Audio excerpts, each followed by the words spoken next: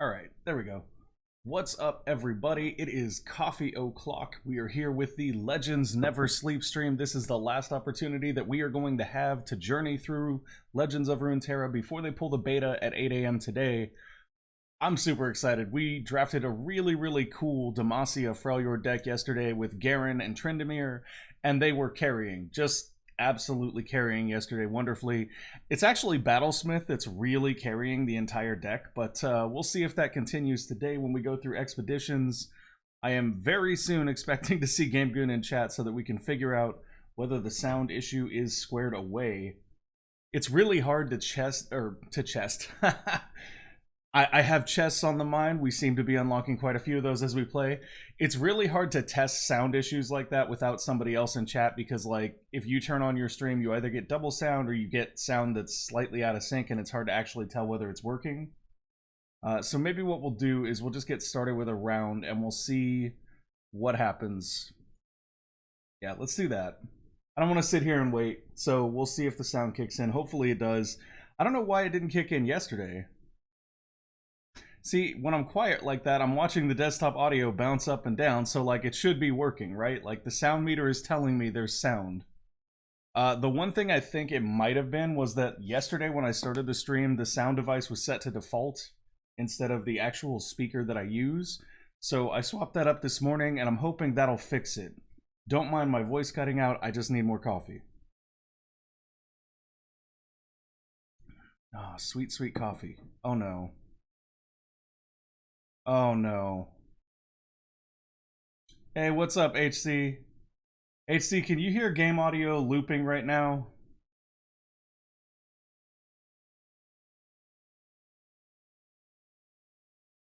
Why, game? Why? Please. No.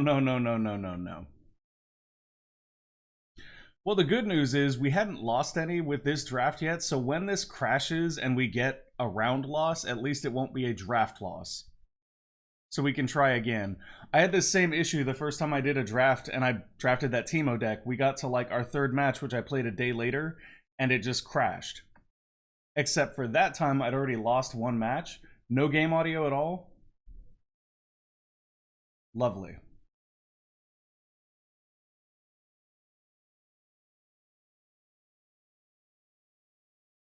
Okay. Well, in that case...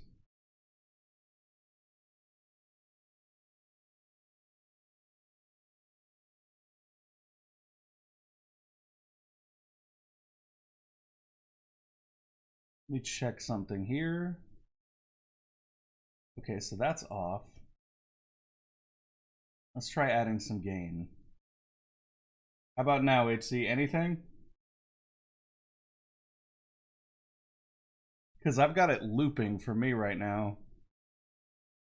Still no game? Man. So on top of there being no game, the game has just crashed. This is exactly what happened last time I tried to continue the Teemo game. Okay, so here's what we're going to do. Close that for a minute.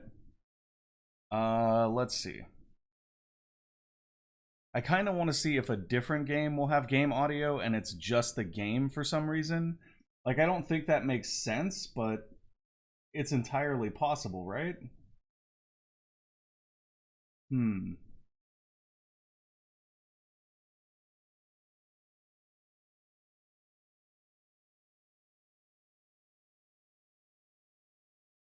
So, this is really starting to throw me off. Let's go ahead and try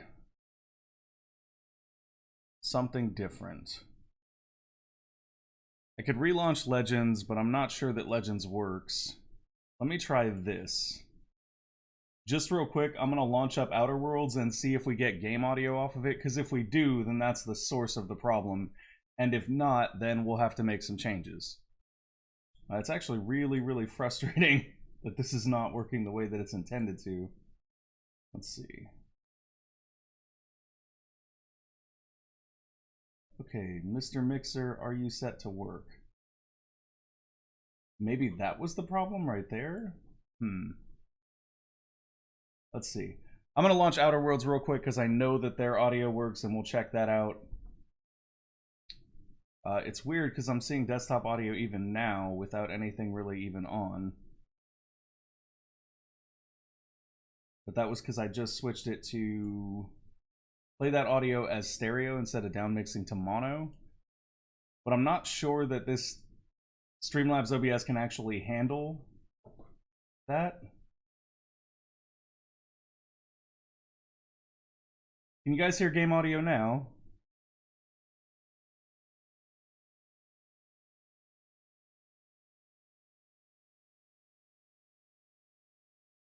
Oof, that's probably way loud if you can. Just me, huh? Great.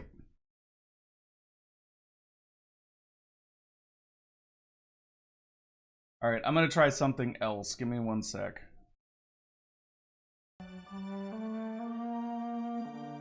Do you hear game audio now? That worked?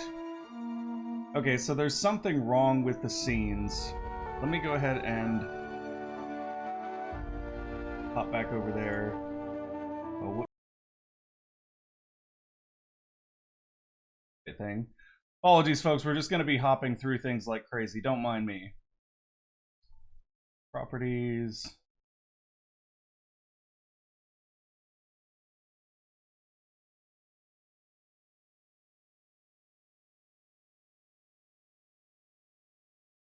So yeah, I don't know what the deal is with this thing. Okay, let's see if we can just copy this. Yes, lovely. We'll just make a new scene. We'll call this New Legends of Runeterra. Never mind the fact that the game crashed on us. It's crazy that it's not working. Okay. That didn't do what I wanted either. HC, you were right, man. I should have just stuck with old OBS. This is insane.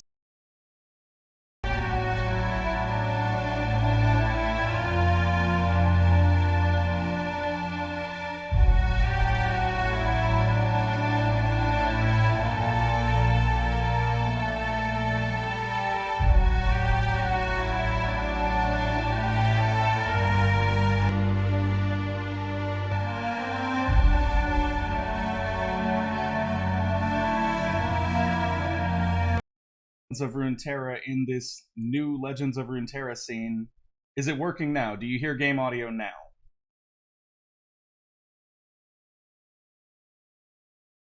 Because if it is, then I know what's up. Is there game audio going right this second?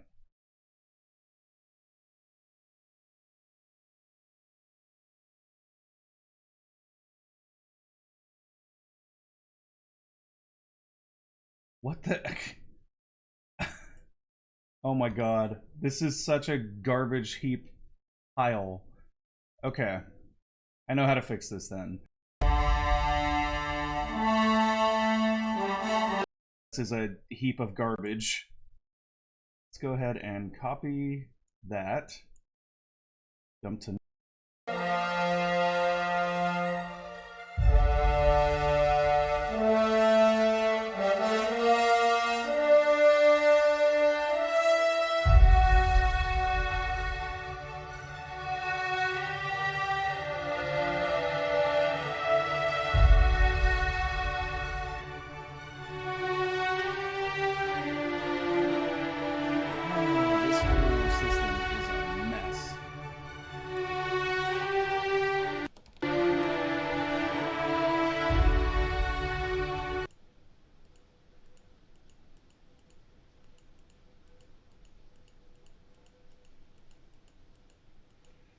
How about now, folks?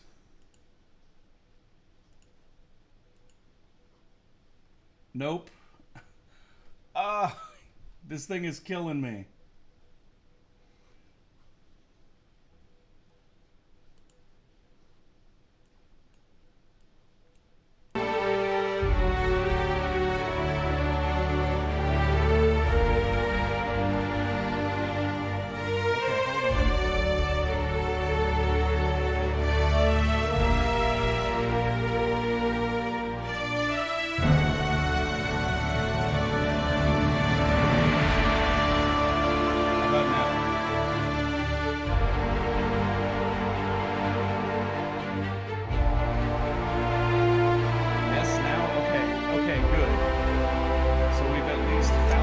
resolution. Jeez, this thing is ridiculous. Alright, hold on, folks. I gotta get League of... or, Legends of Runeterra running now. This is just ludicrously annoying. Okay, I suspect I know what the problem was, though, so I'll have to double-check the settings for Outer Worlds to make sure I'm not wrong. Now we just have to re-log into Legends of Runeterra and see if we entirely lost our draft or not. Okay. Game capture. This is all good. This is just a typical good stream. Just a typical good stream. We're always kind of messed up like this. Legends of Runeterra, there we go. Alright, do we still have game audio?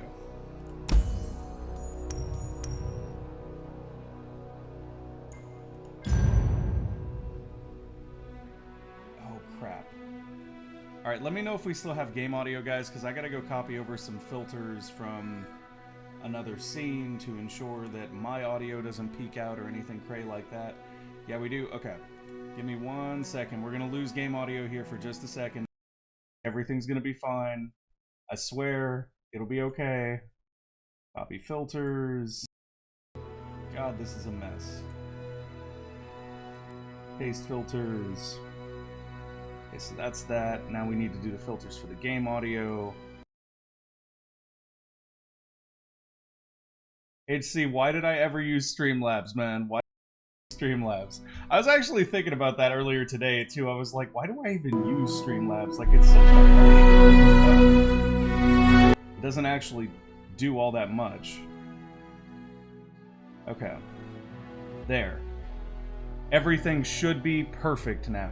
It should all be perfect. We should have a great limiter on both my audio and the game audio. Everything should be great. Now, let's go. You've earned the chance to swap out a card. Continue. Okay. Interesting. I thought we just did a card swap. It probably gave us a loss, and now we have another chance to do a card swap. Except for all of these card swaps, well, this one's not bad. This one's actually not bad. Although Cythria is pretty good herself, we could get a Swiftwing Lancer here. That would be okay. I think we have 3 already, though, so that seems a little bit excessive. I think we're fine. I think we're gonna skip that trade. Now let's see if it did give us it gave us a round loss. Yeah, that's awesome. So here's the deal. We're gonna click play again, and there is a very real chance that it's going to crash again, and it's going to give us a second round loss, and we're going to lose. And the moral of the story then is that in the beta, things are a little buggy, and if you don't finish your drafts in one session, you don't finish your drafts. So we'll see if that's the case. I don't want that to be the case. I'd love to play another round here. The good news is, even if that is the case, we do have enough currency left to go ahead and play one more draft. So we'll just try out a new deck. Ready, go. Okay, last time we got stuck at 3 seconds. Fingers crossed, everybody. Fingers crossed. Hand limit is 10 cards, by the way. We just found that out. Thank you, Tooltip. Okay. It's been a morning, but we are going now.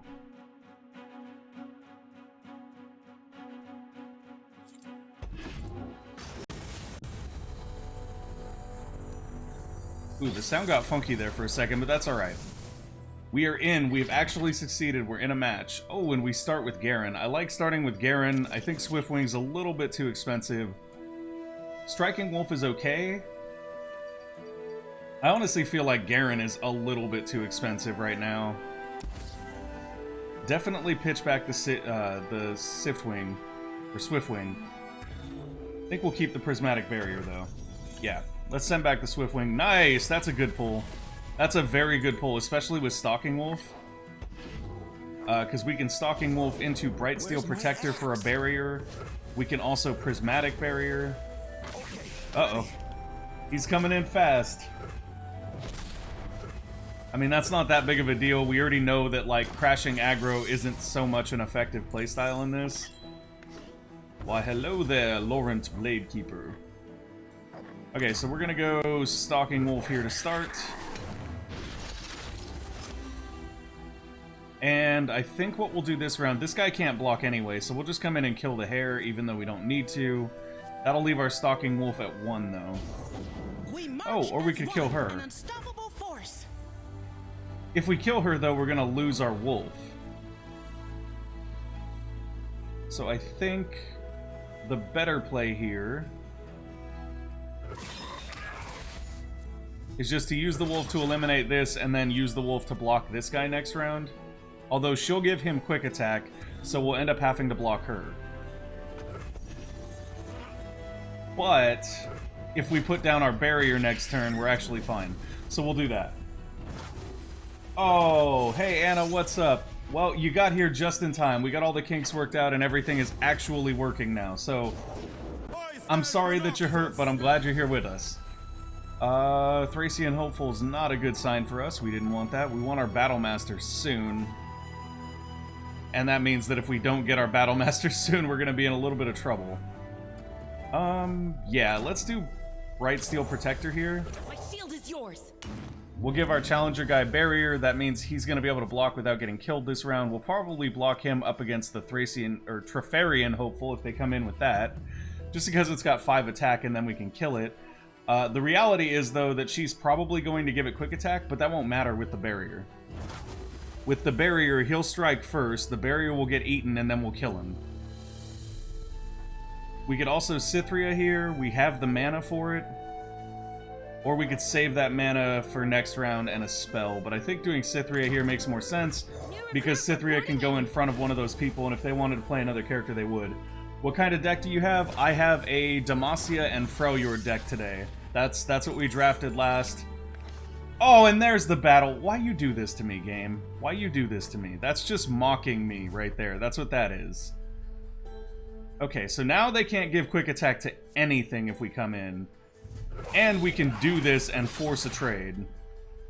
I like this. This is a forced trade that works in our favor very, very much.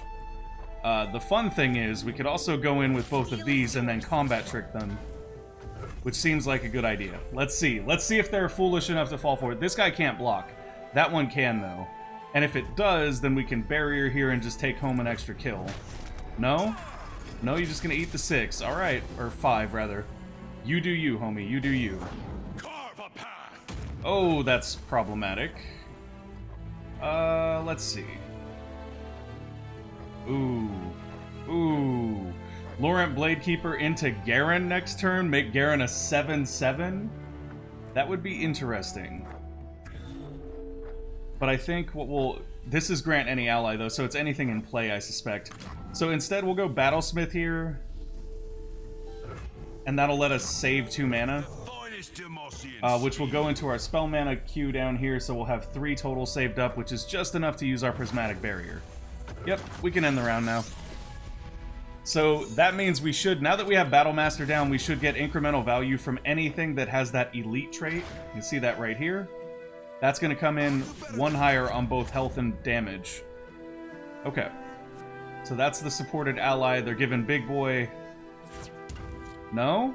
No, not going to give Big Boy quick attack, huh? Okay, ready. Okay. That was a mistake. That was a mistake, but you do you. Because now we can chump block this guy. Oh, I see what you're doing here. I see what you're doing here.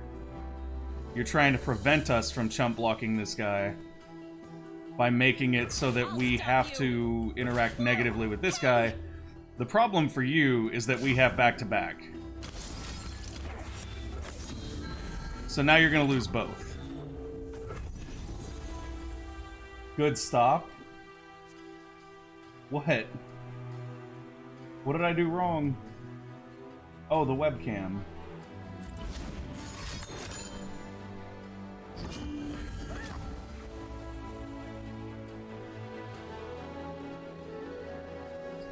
Well, that's not what I wanted. Thought you missed the quick attack? No, I got the quick attack. Oh, but they pumped him. They pumped him, so his quick attack is still going to get what he wanted there. That's okay. I had enough to barrier, and I missed that. I missed that because I was trying to screw with the thing, please. I swear, I swear, I swear. There. So I was trying to fix the stupid webcam. Now I'm salty. It's okay, though. It's okay. It's not the end of the world. It'll be fine. I didn't miss the quick attack, but they buffed there, and I missed the buff because I could have prismatic barriered, and I would have saved our character and kept our character a 5/5. But we're just going to have to deal with it. Basically, I got screwed over messing with the webcam. That's super awesome. Makes me super happy. Let's see. So if we bring Garen in now, he comes in as a 6/6, and we can barrier him in combat. So we're going to do that. He's Piltover and Zone. He's Piltover and Zon, and he's really, really good with Jinx. Really, really good with Jinx. Grant allies in hand, +1/+1. Ouch, that's kind of painful. Let's go with Garen here and just see who they put in front of him. We do have a barrier if we need it, and if they don't do anything that will actually kill Garen, then he just gets in for a strike and regenerates all his health. Think before you strike. Okay. I mean, that's one way to play not optimally, I would suspect, but okay. Thanks. Garen's closer to leveling, and he'll heal at the end of this round. My friend and I are talking. Oh, that's problematic. That's problematic. He's going to make another body there. The good news is we have this guy, although playing him isn't ideal because he's a challenger, so we'd rather not play him defensively. But it's kind of what it is. We'll see. Hey, what's up, Dre Munker? I'm alright, man. I'm alright. We've had a rough morning technically, but otherwise I'm alright. Oh, how do you top deck so good? How do you top deck so good? We do want to wait for their hero for detain, though. Also, we have our Battlesmith out to detain with, which is just win. When you stun or recall a unit, grant me +2/+0 quick attack. Ooh, the quick attack there is problematic. The quick attack there is definitely problematic. So if we Laurent Bladekeeper here, what is our upside versus detaining? So if we detain something here, we're probably going to detain this so they can't give quick attack to another unit. But I don't know if that's even worth it. I feel like we're better off saving that. Silverwing Vanguard gives us 2 blockers here, and Laurent Bladekeeper just pumps Garen. I think we just pump Garen. I think we just pump the crap out of Garen here. We just make Garen a wall. Garen is the wall. You do not want to step to Garen, I promise. Okay, so we could kill the quick attack guy here. I think it's more important to kill the Legion Drummer if we're just going to kill a single target. 3, 4, 5, 6, 7, 8, 9, 10, 11. It'll be 11 damage if we only block one, so we're going to have to block another. Giving that guy elusive is fine. We don't really mind. Let's go... probably here and here. And I think what we might do is barrier this guy to keep him up. Or, actually, now that I think about it, let's be even smarter than that. There's not really any good way to block profitably with our Battlesmith here. That's unfortunate. So what we'll do instead is we'll just Prismatic Barrier this guy, keep him alive. We're going to take some damage. There's no way around it. We're going to take some damage. Yeah, Garen is roided out right now. He's about to get even more roided out, though, because he'll get a second strike here, and then he's going to level up. Yeah, there we go. There's our big boy, Garen. Oof, so much damage, though. That was a lot of damage to take. Just a lot. Stay safe. Navori Conspirator, to play me, recall an ally. Okay, so when he recalls an ally, that's going to get even more attack. That's actually now worth detaining. And a Shadow Assassin. We'll also have Tryndamere soon, though. Tryndamere or this guy. This guy's also going to be useful for us. Depends on what we draw, too. If we get a nice spell to buff something... oh, that'll work. That'll work right there. This is going to be just fine. So, how do we want to do this? We can kill both of these this turn if we play the Silverwing Vanguard. Yeah. Yeah. This is the way. This is the way. If they don't play another card here, we have this well under control. Uh-oh. Summons a follower, granted ephemeral. That is a problem. That is a significant problem. Thankfully, we're just going to kill it. Their allies strike each other. Okay, so... let's go Garen. Wicked must fall. And we'll do... you...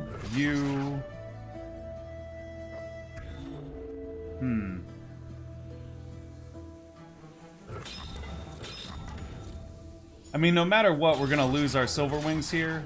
At least if we do this, we get to kill 2 things in the process. If that goes in front of Garen, are we okay? Yeah, we're fine. Okay. This'll be fine. We're gonna be okay, guys. We're gonna be okay. Trust me. I have an idea here. If this works, it's gonna be amazing. We've been through a lot. Okay. So we mostly cleared their board there. That's what we were going for. And now for the fun part. Whoopsie daisy. Guess that thing's not around anymore, huh? Darn, isn't that just the saddest thing ever?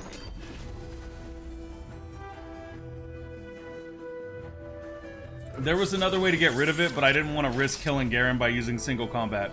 We can use single combat next turn to kill something else. Oh, actually...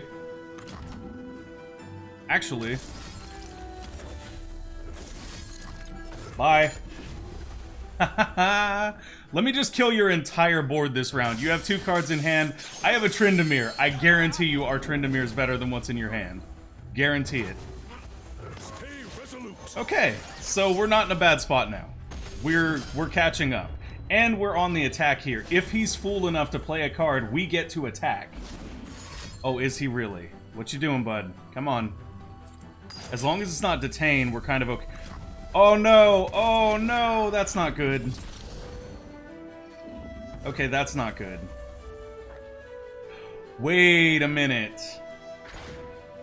I mean, that's not bad either in that case. You gonna go? Let's go. I know you want to go. Actually.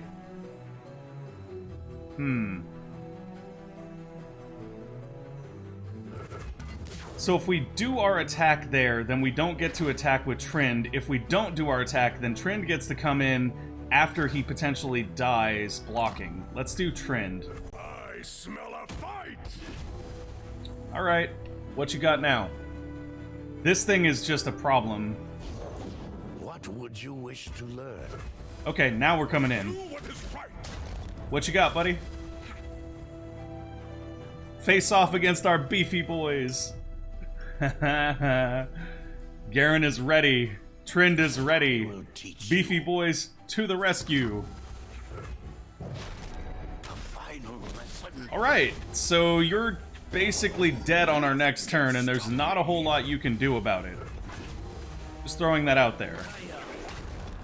Yeah, this is not profitable for him. Not at all. Okay. So... here... You'll need more than that. here, here. He has no tricks left. There's no cards in his hand. We win next round. There's literally nothing he can do except for draw something to get rid of Trynd. Oh, Tryndamere's leveling, y'all. I'll never yield. Barbarian Rage activates. The Battle Brothers indeed. That's what this deck is. This is Battle Brothers right here. Alright, hopefully you draw something that'll stop Trynd's overwhelm. You basically need... oh, he only needs 1 more defense to save himself from Trynd, but that won't save him from Garen too. He surrendered. Okay. We got him. We got him. That was that close. We really messed up that 1 combat round because I was messing with the webcam, but that was super close. The beefy boys keep going.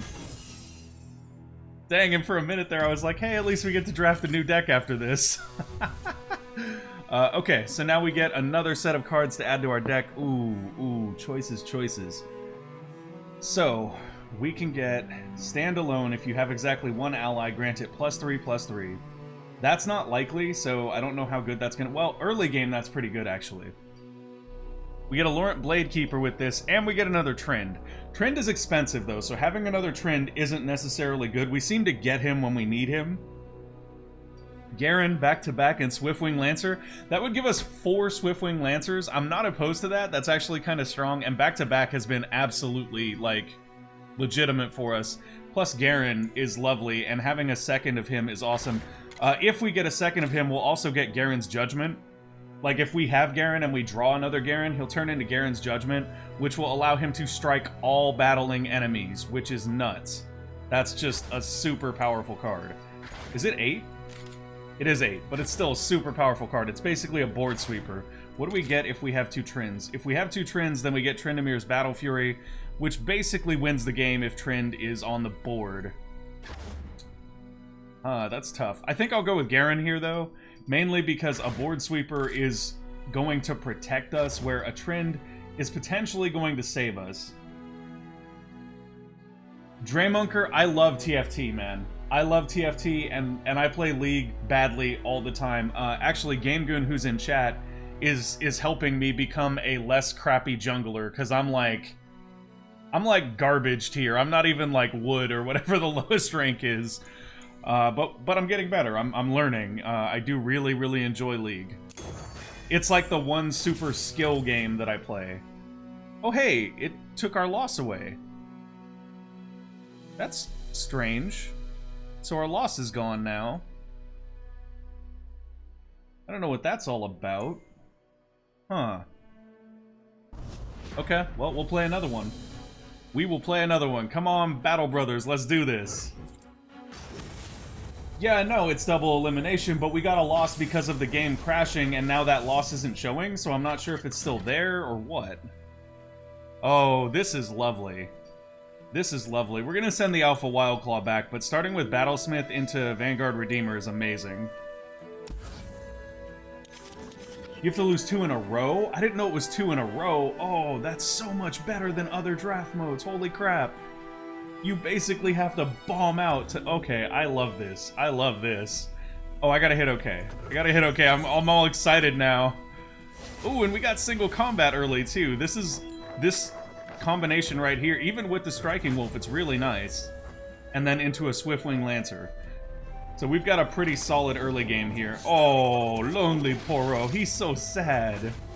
He's so sad. I love that little guy. He's adorable. He's just adorable. There is a Poro deck, and we will play it someday. We will.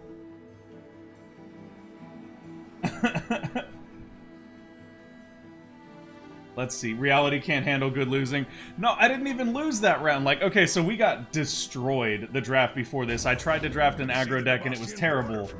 But in this case, we literally just tried to connect, and the game was like, no, screw you. And I was like, okay, game, I'm sorry for whatever I've done to you. Let's see. So we put down Striking Wolf. We're not actually going to be able to trade Well, actually, we could trade profitably with the Lonely Poro, but we'll also give them a 1-1 that they can trade profitably with. So I think we put down Battlesmith here and just eat damage. If I didn't forge it, you won't want it. What is LAS server? What is LAS server? I have a European server character or account that I play on sometimes. But yeah, man, I am very much interested in learning to be a better jungle, because, I don't know, I feel like the jungle is the hero of the game most of the time. Like, they're the ones that are meant to sort of pick up the slack, and I love being the hero, so it's my hero complex right there. Avarosian Sentry, you can do your damage. Plus, if we kill that, he draws a card. Like, why am I gonna let you draw a card and trade off a creature that has a ton of value? Like, that's just silly. It's just silly right there. Nobody should ever do that. What we should do, though, because it's amazing, is... Ooh, or should we? So, we have a couple of options here that are very, very strong. Let's see. Very, very strong options. We're gonna do this. And here's why. So we play the Brightsteel Protector here. We give him Barrier. We can use single combat to exchange with multiple people. Like, if they play another person, we can kill their board. Yeah, okay, so we can kill their board here. And that's why we did this. Because we can go here. Guide me. Actually, One way they get to test choose them the out. blocker, which is fine. What is barrier this round? Negates the next damage the unit would take, lasts for 1 round. Okay, so we can't fully protect him if they don't block, but that... It'll be fine, guys. Watch this. This is gonna work out great. I guarantee it. Look out for reavers. You don't need to draw a card, but I also don't need you to have that Poro. Oh, Latino or American server. If I can get to the LAS server, man, I can make an account over there. I don't mind playing on a different server. Honestly, like, the reason I made the EU server account is because it's kind of nice to play with a new account so that people don't hate on you for sucking, because I suck pretty bad. And that's because I spent a lot of time playing AI. When I'm summoned, draw a unit with 5+ power. Yay, that's not good. We don't want that. Attack, grant me +2/+2. We don't really want that either. When I'm summoned, draw a unit if an ally died this round. Huh. So to get value out of that, we need something to die. I think maybe we do this? Yeah. What's up, Nightmare Inga? How you doing today? So we're going to put out Stalking Wolf here, and the reason we're doing that is because we're hoping they'll come in with something we can trade the Stalking Wolf, and then not have the mana to play the Vanguard Redeemer. Okay, so I guess we'll just see what happens. We'll just see what they go in with, because if they go in with something big enough, then we'll have to block. We don't have to block a 2/1. We don't have to do that. I'm doing alright. We had some technical issues, but things are going good now, so I'm a happy good. Hello, hello. That is nice. However, if we use this, we only have 2 mana, really.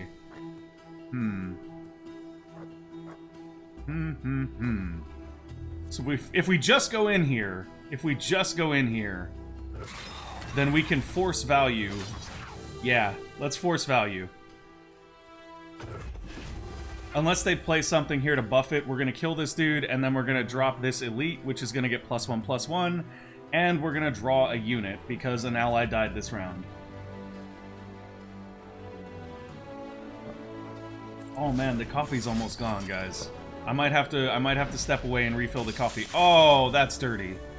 That's dirty. So the question is, are we okay with losing this if it means that we get an extra card with Vanguard Redeemer? Or do we want to buff that and waste half of this buff? I don't think we waste half the buff. I think that'd be silly. The other thing we could do is we could detain that, but that seems like a really big waste. But Parade Electro Rig after you're done will go great in a Teemo deck. Parade Electro Rig. Okay, I'll take a look. Game Goon, there's so much stuff in Piltover, man. Have you seen the card that does 3 damage if you discard a card and you can discard the scrap bots to it and just get a free creature? That is value. That card is legit. Okay, so now what we're gonna do is we're gonna say, hey, check this out. Ancestors are watching. Oh! That's a Garen. Garen says hello, everybody. Hi, how you doing? Oh, it's a cute little Poro. It's a cute Poro, but it's gonna lure this guy out, and that's a problem. Oh, and we get Trend here. Okay, so now we're drawing into champions. They have a huge board. They do have a huge board. But we have champions, and we've seen in the past that huge boards don't necessarily mean they're gonna win. We've been able to counter huge boards somewhat slowly, but counter them, yeah. It's okay to start and not be so good. Everyone starts somewhere. Yeah, tell that to the salty people you play with, though, right? Oh, here we go. Oh, really? That wasn't what I was expecting at all, but okay. So I think what we do here... It really depends on what we want to do after combat, right? So if we spend 5 for this, we can kill 2 things. But then we'll only have 4 left after combat, which we can use to play him. Actually, that's a good deal. That's a good deal. So here's what we're going to do. They do have 6 mana left, though, so they've got tricks. Is it worth it to tempt fate? Yeah, we have a good enough hand. We have a good enough hand to tempt it here. Smith, not a soldier. I know you're a smith, not a soldier. Don't worry, we got the roids you need, buddy. We got the roids you need. Even if they've got a trick, we still have a 7-7 here, and that's just nuts in and of itself. GG with Garen, you win this match. Yeah, I know, right? Well, we have Garen and Trin, so if we get Garen out and then Trin, like, this match is done. Where you go, I go. Oh, this is so strong right now. This board is so strong. Hello there, Rimfang Wolf. When I strike a unit with 0 power, I kill it. Ooh, that's powerful right now. Attack, deal 1 damage to the enemy nexus. That's not. They're just boarding up. They're trying to play an aggro strategy, I think, so they're just boarding up like crazy here. I don't think it's going to help them much, though.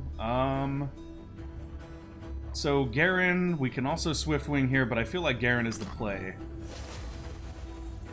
Yeah, Garen is definitely the play. Especially if we wait for them to attack. Like, unless they have tricks, they can't win attacks. Although they do have this guy, and he's actually threatening in a way. I should have gone Silverwing here and pulled him off the bench. That would have been smarter, I think. Now we're really reliant on our tricks next round. But that's okay, because we do have some really strong tricks. No. No, no, no. This I'll do. Because this is a fair trade. If they trade with this, I don't... Oh, and this. Yeah, if they want to trade with either one of these, I'm fine. The reason I'm not going in with Garen here, guys, is because if I go in with Garen, they block with this guy, they Frostbite Garen, Garen's dead. I don't want to lose Garen to a Frostbite, and I don't have the mana to protect him with Detain. I will next round, though. Next round, we'll have enough mana to protect Garen with Detain, so that even if they do the Rimfang Wolf to pull him off the bench and try to bring his attack to 0 for the instant kill, I can just be like, nah. Yeah, that is so true. Ah, see, and this is what I suspected we'd see. And that's why I didn't go out with Garen right there. Okay, so you're gonna get this guy, that's fine, but you're not gonna kill her, and she's gonna still be beefy next round and able to block, so... That was kind of a waste. You got 1 kill there, and now we have a Harsh Winds. So now things are gonna get kind of sad for them. Although we don't need it. They don't actually have anything beefy enough for me to want to Harsh Winds. Here, I think if they play something, we just Tryndamere and go, okay. What you got? Although we may want to save that Detain to protect Garen, actually, now that I think about it. Yeah. Everything's in place. They're just gonna go in. Safeguard our homes. They're just gonna go in. That's fine. You cannot stall judgment. Okay. Who are you gonna pull? You gonna pull that? Is that really what you want to do here? Deal 1 damage to the enemy nexus. I don't care about that. I stand ready. Kind of risky to go in with Battlesmith here as a blocker, but I think we can get away with it. Hands are for forging, not fighting. Oh, stop whining. You're gonna fight if we tell you to fight. They're fighting with a literal bunny and a fluffy puffball. Hey, don't underestimate a fluffy puffball, okay? Ooh. See, now that was what I was expecting. So you guys ready for something entertaining? Because this is going to be great. What was that about him having 11 attack? Oh, that's right. That didn't happen.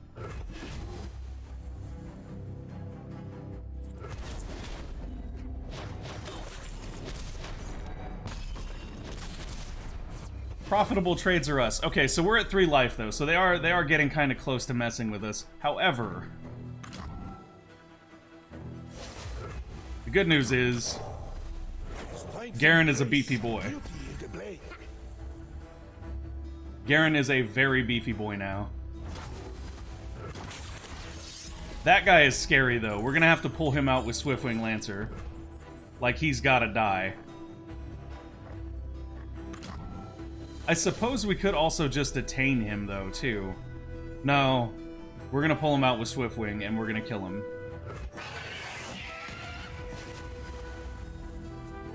Plus, when Swiftwing dies, we get an elite in our hand, so that's a good trade. And after this round, Garen should ready the attack as well. Oh, that's painful. Fortunately, it doesn't affect everyone, so we do still get to do this, and we do still get to do this. Yeah, I like that. I like that a lot. Okay. We're still in this. We keep having these games where we get really low on Nexus. Like, really, really low. Dangerously low. Grant an ally and all allied copies +1/+1. Okay.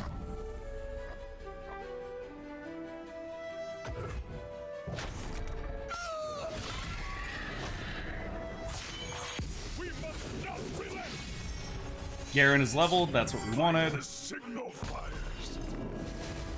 If we draw another Garen here, we win the game. Like, no joke. If we top deck another Garen, we just win. Because he'll board sweep their entire board, and that's it. They have nothing after that. So we could use this to pump Garen even more. Or we could use it to pump her up and make her more of a legitimate threat. I think either one of those is a good option. This thing is actually a threat to us right now. We could also save this for a trick next round.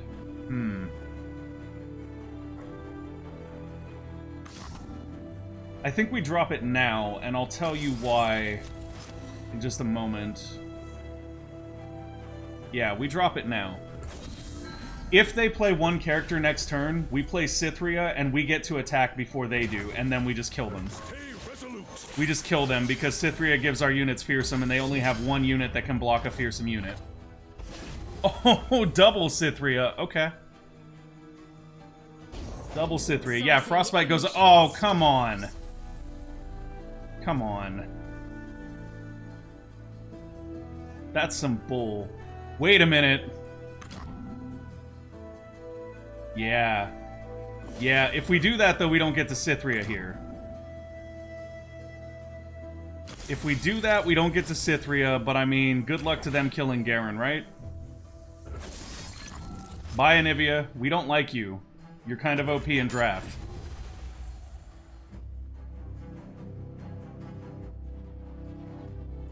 I think that might be their last hope. If they can board down enough creatures to get around all of our blockers, we're dead here. But otherwise, that was their last hope. Yeah, they're done. They're done. They don't have anything here. Dead. Is the first of many foes. Actually, yeah, dead. I stand ready. Dead. Dead. We take one on our Nexus. We get a backswing and they're dead. Come on. Oh, that's problematic. Okay.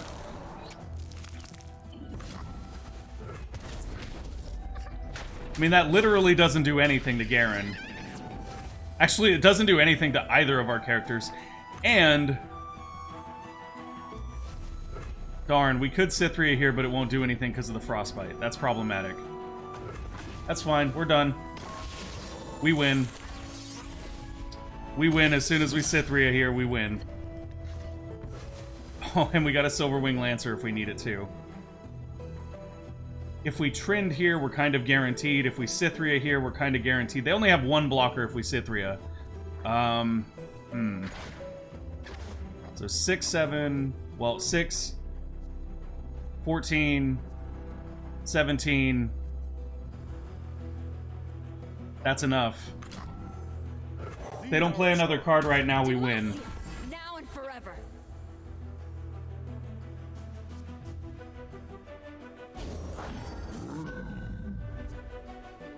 Okay. So with the... oh, that's annoying as all heck. How did that not die? He protected it. He protected it. That's so annoying. Alright. You want to trade some Yetis? Let's trade some Yetis. Right on.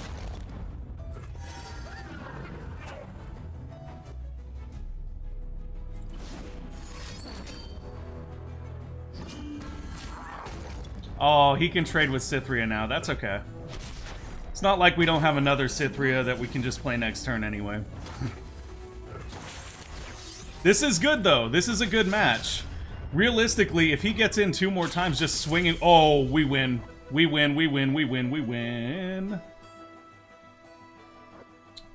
Yeah, we go in with Garen and we just win. There's absolutely nothing they can do about it now. If they make the mistake of playing a card here, we just win. Come on. Come on, either go in or play a card. Either way. You had better have a way to hit my Nexus for one more point. Come on. Don't gank the plank. I love their name, though. And that was the mistake that cost them the game right there.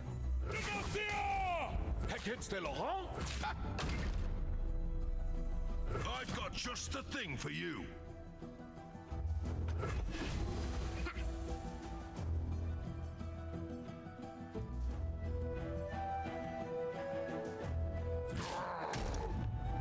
Come on.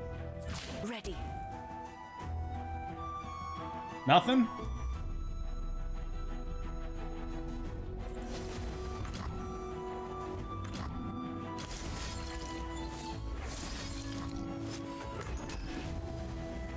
Come on. If they have a counter for this, we might lose.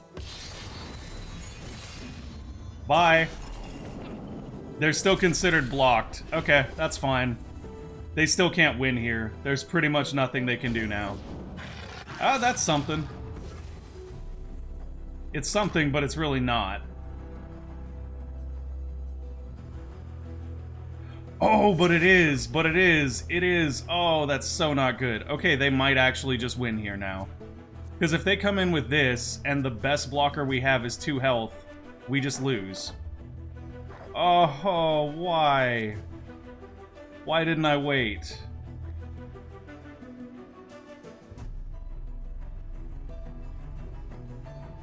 Oh, this is weak. They win.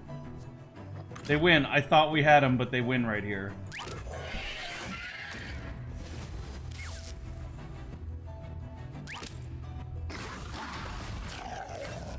Because they're going to pull Garen over here so Garen can't eat the damage.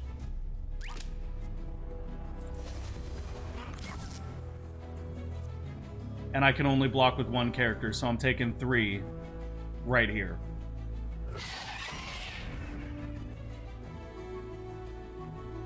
Crap.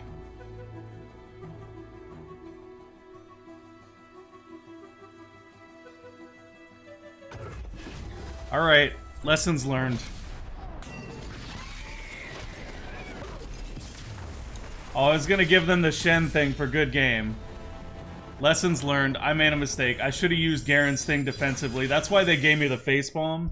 If I would have used Garen's judgment defensively after they attacked, I would have won there.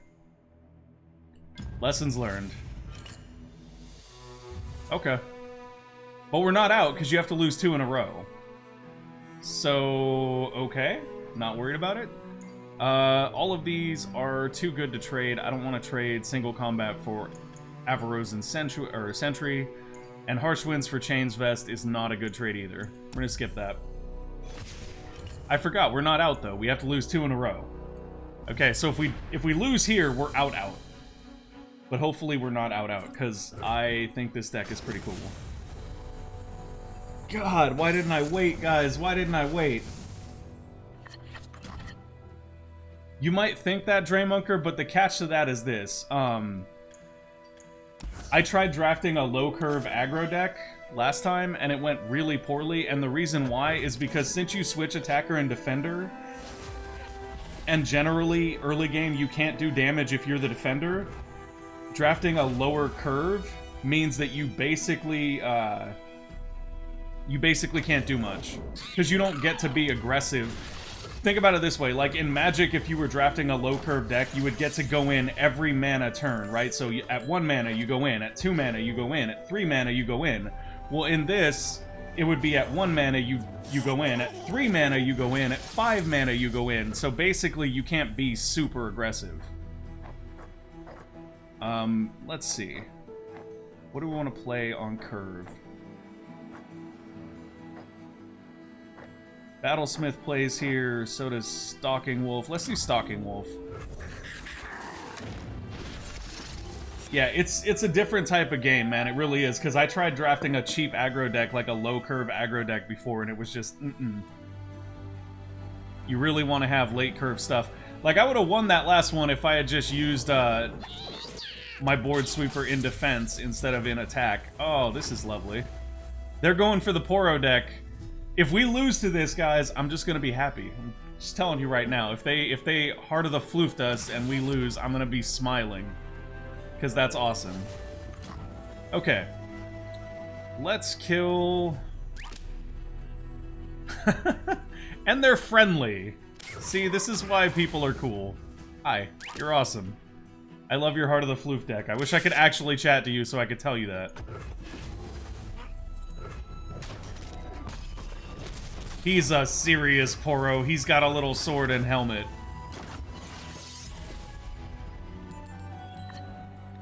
Okay, we get Take Heart here. That's actually really, really good in our current situation.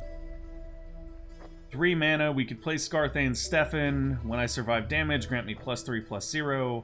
Or we could just go in with the wolf, pull the tough guy out, and then give our wolf some extra. That seems like a better way. It gives us a little more value, I think. Yeah, let's do that. You gonna trade? Let's trade.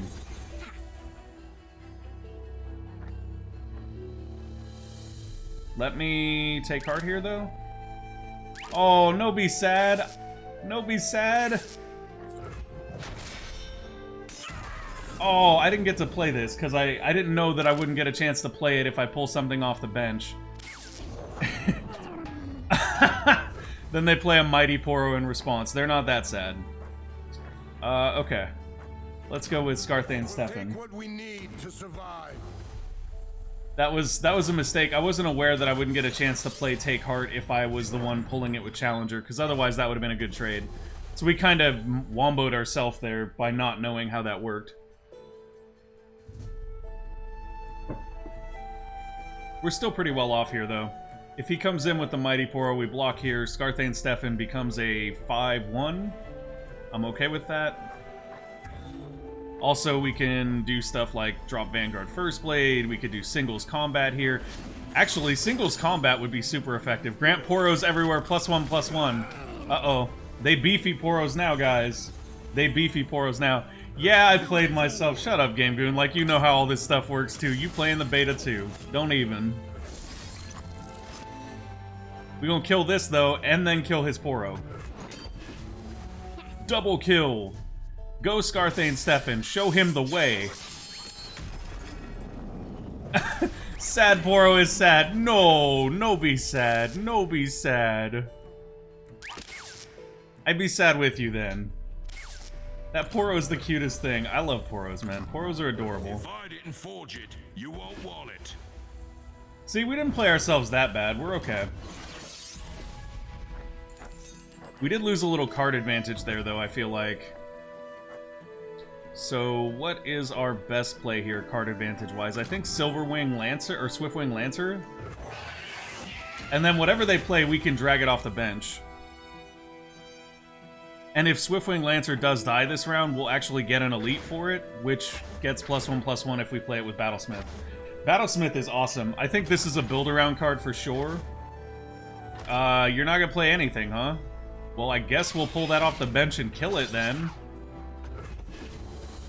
Why not?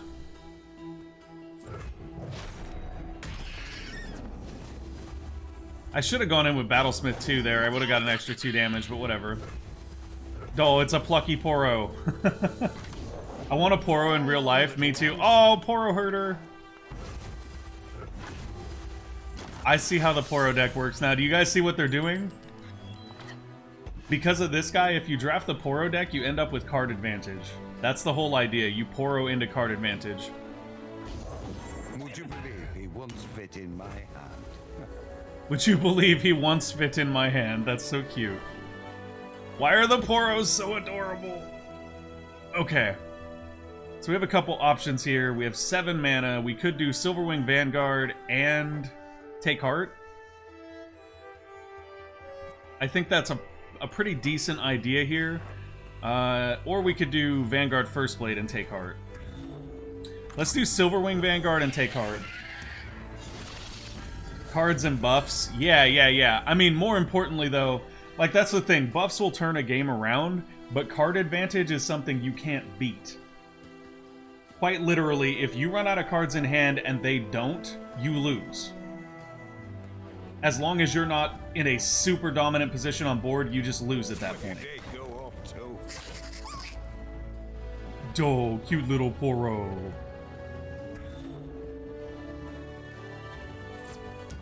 No, you're not gonna bring the cute Poro out? But why? I should have drafted the Poro deck. Okay, I'm telling you guys right now, I've been avoiding the Poro deck because I didn't think it would be necessarily for real in draft. But we're doing the Poro deck next round if we get a chance. I'm gonna do this and block here. Our Silverwing Lancer is a beefy boy now. A real beefy boy.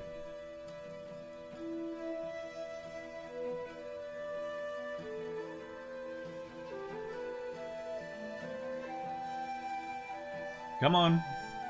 Unless you've got a trick for 3 mana, Poro Herder is dead. He could, though.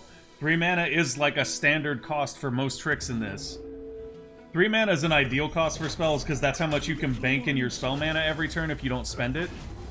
But we now have Challenger 4 on the board. Like, we can pull anything we want off the bench and put it exactly where we want it. That's a really, really strong bonus. And if we want, we can play another Swiftwing Lancer next turn and really boost our Challenger. But what we'll probably do instead is play this Brightsteel Protector, give this guy a barrier, and pull that off the bench and kill it. Pull this off the bench with one of these to trade, and then get in for some damage with the rest of our team. They do have 3 mana, though, and if we play something next turn, they get the opportunity to play something as well. Oh, look at that little Poro. I'm just waiting for them to Heart of the Floofed us. I'm just waiting for it. Oh, Trend! Trend is on board soon. Oh, yeah. We like the Trend. My shield is yours.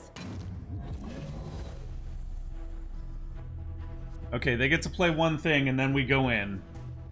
And when we go in, chances are we're killing the Mighty Poro with the Swiftwing Lancer, we're killing the Plucky Poro with the Silverwing Vanguard, and probably the Daring Poro with that. But they were playing a spell now, and if it's Poro Snacks, we're actually in trouble. Give an ally and all other allies in its group. Okay. That wasn't fun.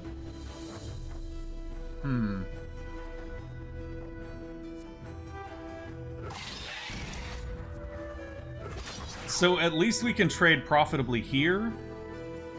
We actually don't have any more profitable trades after that. Is that this round? Okay, that's just this round. I was gonna say, if that's not this round, that's really, really OP. So with our other 5 mana here, we could play nothing if we want, or we could throw down another Swiftwing Lancer. I mean, they have card advantage, so we may want to hold up something. So let's hold up something. God, that buff was nuts. How much did that cost? 7. Okay. I was gonna say, that's really, really strong. It better be expensive. And I think we only have one more character before we're at our board limit, so we're gonna want to put Trend down pretty soon. I think Trend is our next card. We have 8 mana plus 3 in the bank, so Trend is definitely a good play here. We don't have any tricks here, though. No combat tricks whatsoever, so we're kind of on board. Whatever we can do on board is whatever we can do on board. However, getting Trend to level 2 is going to be a nice little thing because the majority of their deck will not be able to block Trend because he will have Menace, or Fearsome rather. And Tough as well, so they're going to do less damage even if they can block. I smell a fight! Yes you do, Trend. Yes you do.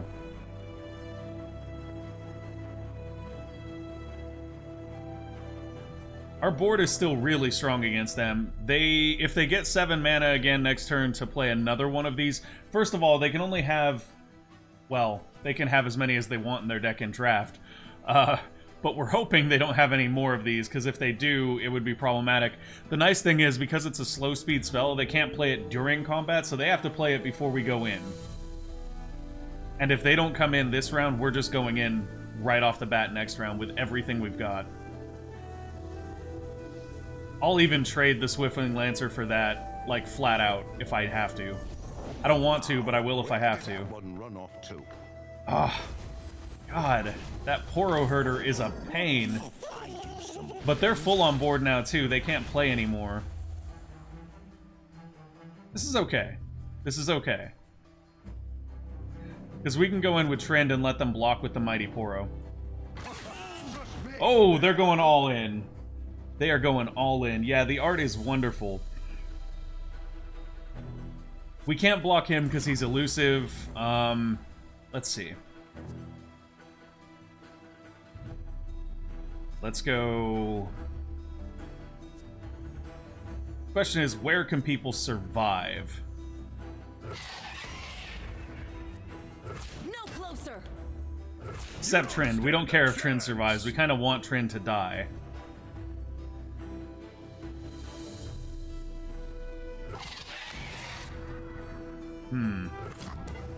Yeah, let's do this. Well, Shield up. let's do that. That's better. Although we do get trades here, but they're not good trades. Yeah, let's do this. We'll take 6 and not trade profitably next turn. That's better for us. Go, Trindy, go! I'll never yield. My duty's done.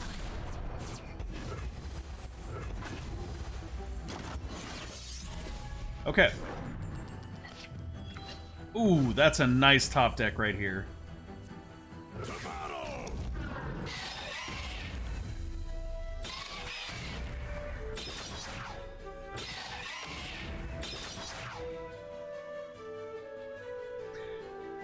So we lose the Swiftwing Lancer if we go in with him here, so I think we... Whoops, we don't do that. Yeah, I think we just do this. This is fine. They want to put something... They can't actually block Trend with those two, actually, now that I think about it, because he has Fearsome. Oh! They're granting Battle Fury to that little Poro. Look at that Poro. He's a crazy Poro. Unfortunately, we have a barrier, and he doesn't. So that's gonna basically make that combat work for us. And they're out of mana now, so they can't do anything else this turn, pretty much.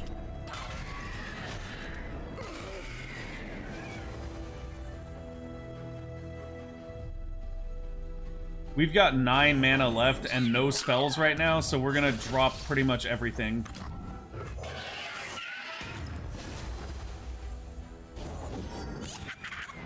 So were they, though, apparently. They're gonna drop everything, too. Victory lies ahead. Okay. Ooh, that was scary for a minute. That Poro was gonna eat Tryndamere. Hello, nurse. If an ally dies the round that this comes out, it's bananas, because we get lifesteal and tough. Oh no, Poro snacks are going around again, everybody. Heart of the Flooft! Heart of the Flooft, combine all of your Poros into a Flooft of Poros. It gains their stats and keywords. They have a 15/15 elusive Heart of the Flooft.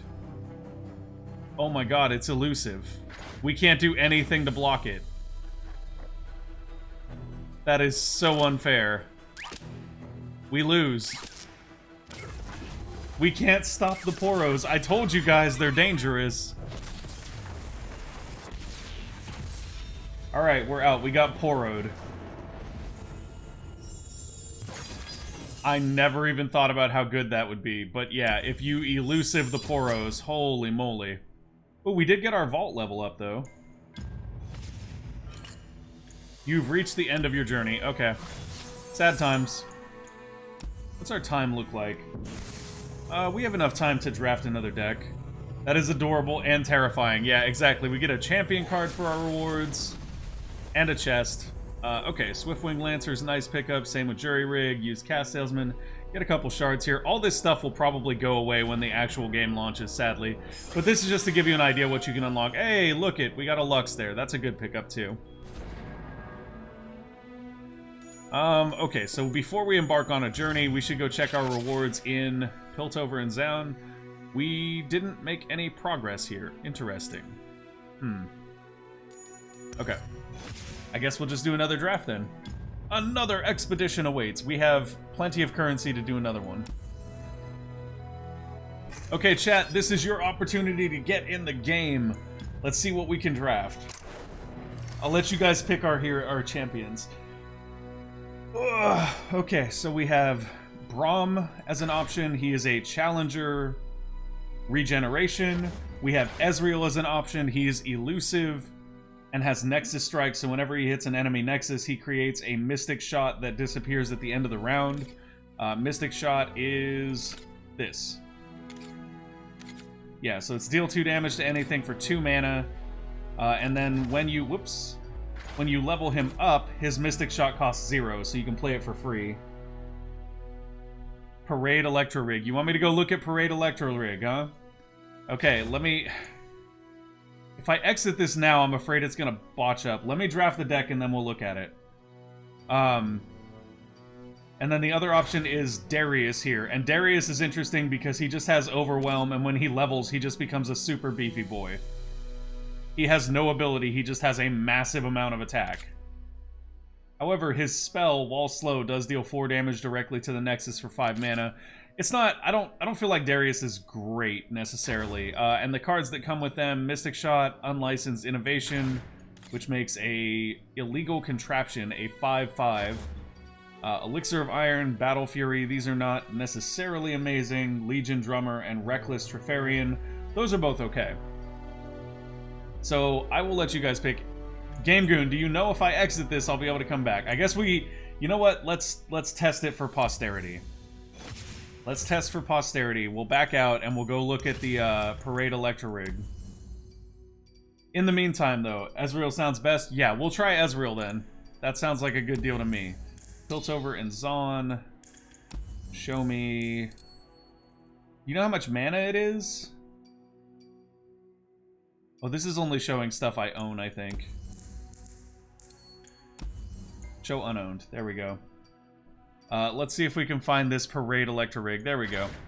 This might actually be new, because I don't remember seeing this last time. Shuffle 4 copies into your deck.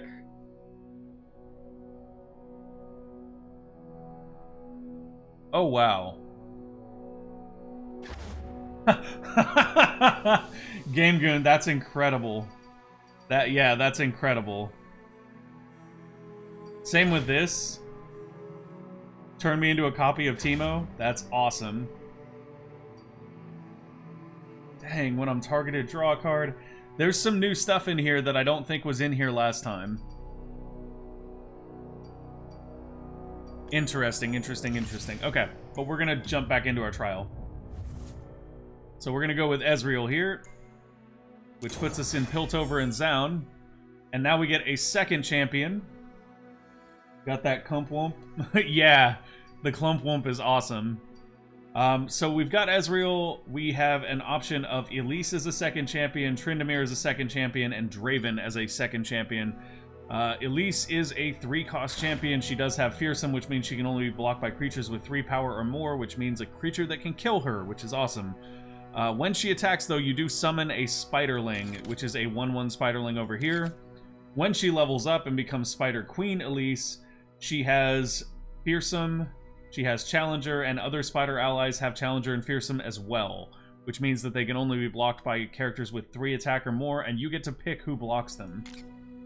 If you end up doubling up on Elise's somehow, you get Elise's Crawling Sensation. If an ally died this round, summon 2 Spiderlings and shuffle an Elise into your deck.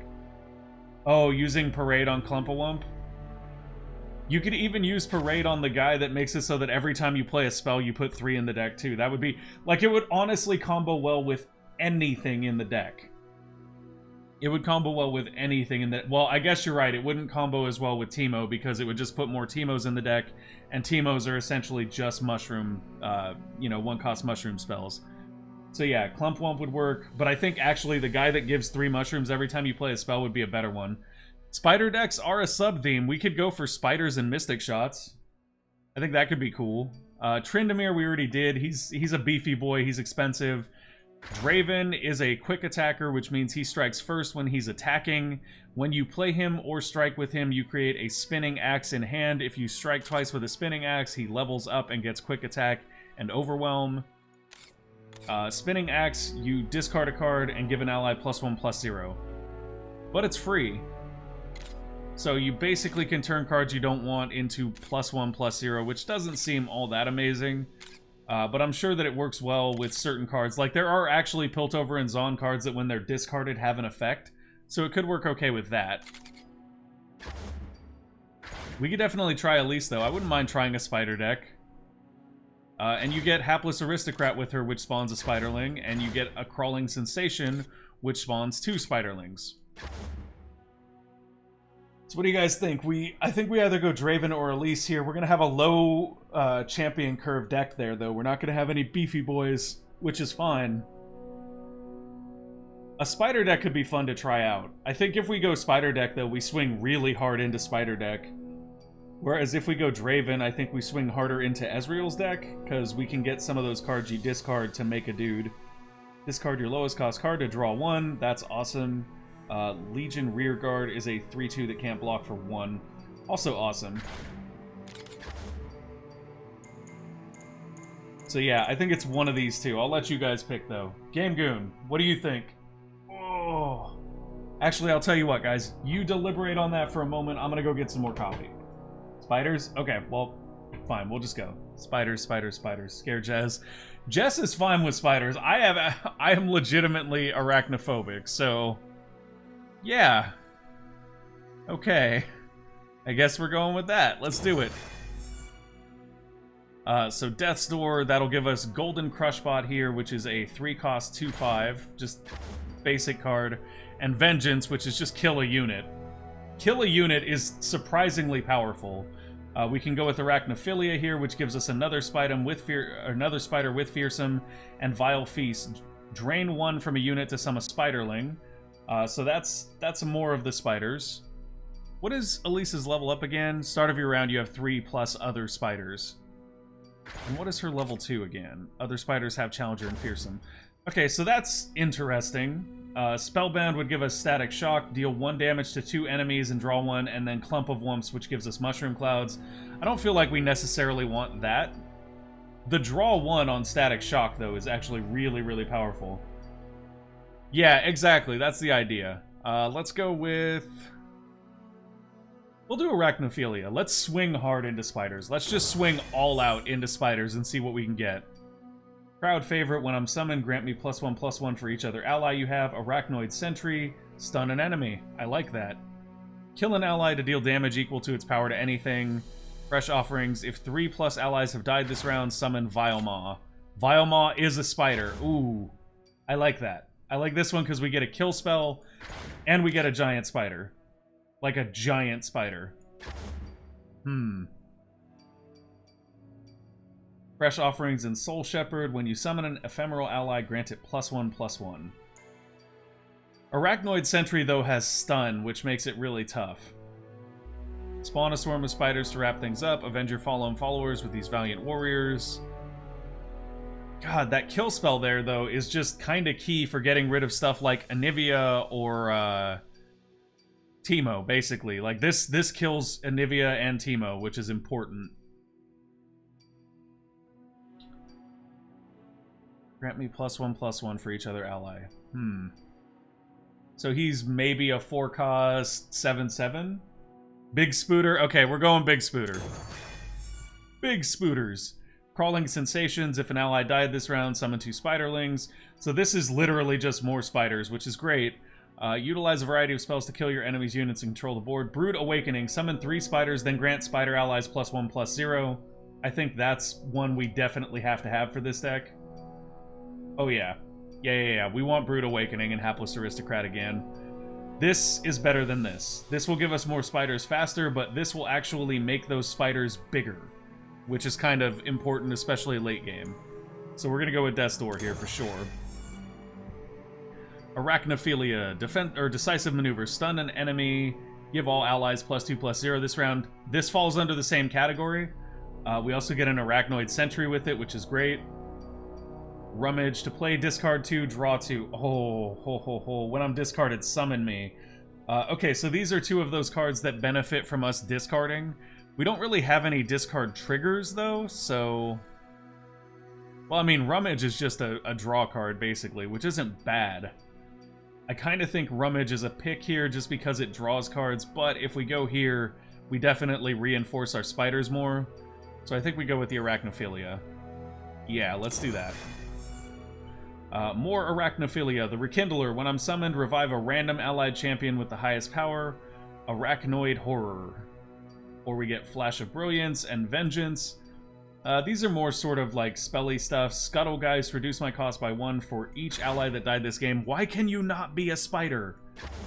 And Cursed Keeper. Summon an escaped abomination. Also not a spider. Scuttlegeist is okay here. He's super cheap for a 5/5 when you do get to play him. I feel like Vengeance and Flash of Brilliance could both be good here, mainly because Vengeance just flat out kills a unit. Like, that's extremely useful. But at the same time, if we go Rekindler here and Arachnid Horrid, we just get more spiders. And the Rekindler could pick back up an Ezreal or an Elise. It'll more likely pick up an Ezreal than an Elise for us, though. Ezreal's elusive, he strikes the Nexus, he gives us spells that do 2 damage to anything, so that kills stuff. I think we're okay going Arachnophilia here. I think that's actually not a bad idea. Okay, so we have Ancient Evil, Warden's Prey, Last Breath, create in hand another Last Breath follower from any region that costs 3 or less. Black Spear, if an ally died this round, deal 3 to a unit, that's really strong. Tortured Prodigy, when an ally dies, refill your spell mana, that's also very strong. Grasp of the Undying, drain 3 from a unit. Also very, very strong. Oh, but wait a minute. Chempunk Shredder is a board sweeper against certain decks.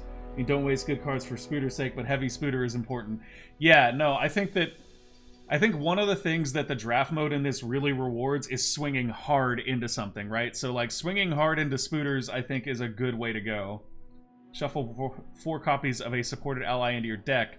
So the Parade Electro Rig, what could we shuffle in that would be super useful? We could get 4 copies of Elise, which would give us 4 of those. Not particularly amazing. We could get 4 copies of Arachnoid Sentry. That's actually really good. We could get 4 copies of Ezreal, which would give us 4 Mystic Shots. That's absolutely good. What else? The Rekindler, not so much. We don't have just a beefy boy spider, though. Like, Vilemaw has to be summoned. Interesting. So, Cloning Program could be useful here. Especially just because of Chempunk Shredder. Chempunk Shredder can be the difference between killing stuff and not. He also ironically kills Teemo and Elise, or and Anivia. The question is, can we get enough value out of Parade Electro Rig? I feel like we can, because like more Arachnoid Sentries is always going to be strong. Can you imagine if, for example, we just drew like 4 turns of Arachnoid Sentry? Like stun, stun, stun, stun. Yeah, I think we go here. Grasp of the Undying is also really good too. Torture Prodigy is also really good. But I think we go Cloning Program. Arachnophilia again, Scuttlegeist and Vile Feast. Death's Door, we get Soul Gorger and Flash of Brilliance. And then Cloning Program, we get Back Alley Barkeep. Create a random card in hand for each Back Alley Barkeep you've summoned. And a Chempunk Pickpocket. Nexus Strike, create in hand an exact copy of a random spell. So this is very random for the most part, and I'm not a big fan of random stuff like that. Same reason Flash of Brilliance isn't exactly great. It does refill your spell mana, though, which is nice. Scuttlegeist and Vile Feast seem fine here to me.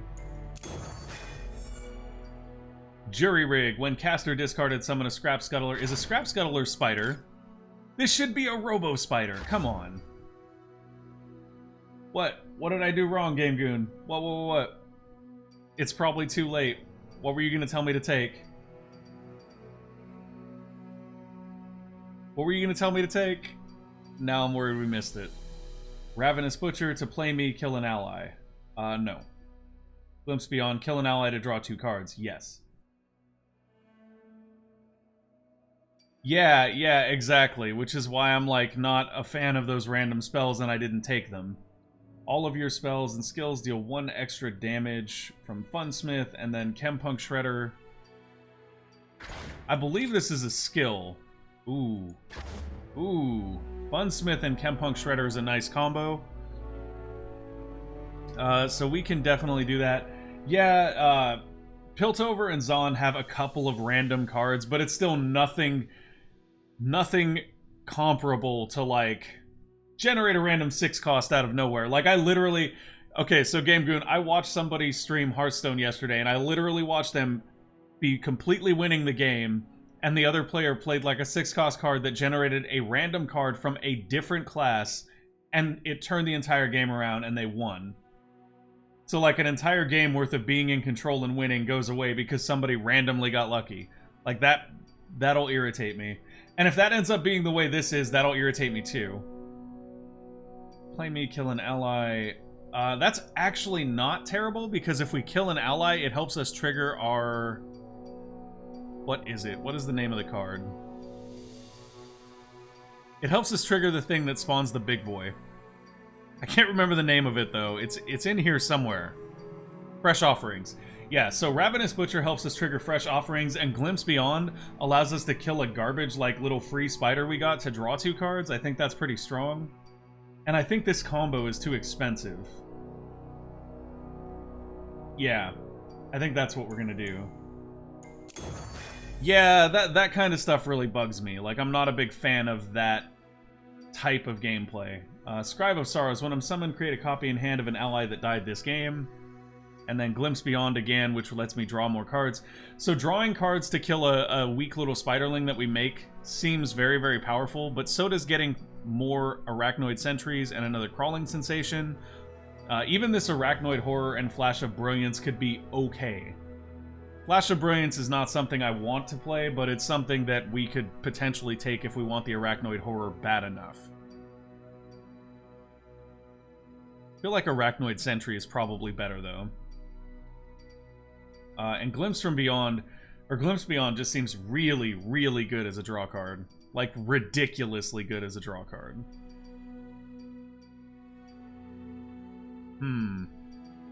It's tough. It's really tough. More spiders, more draw.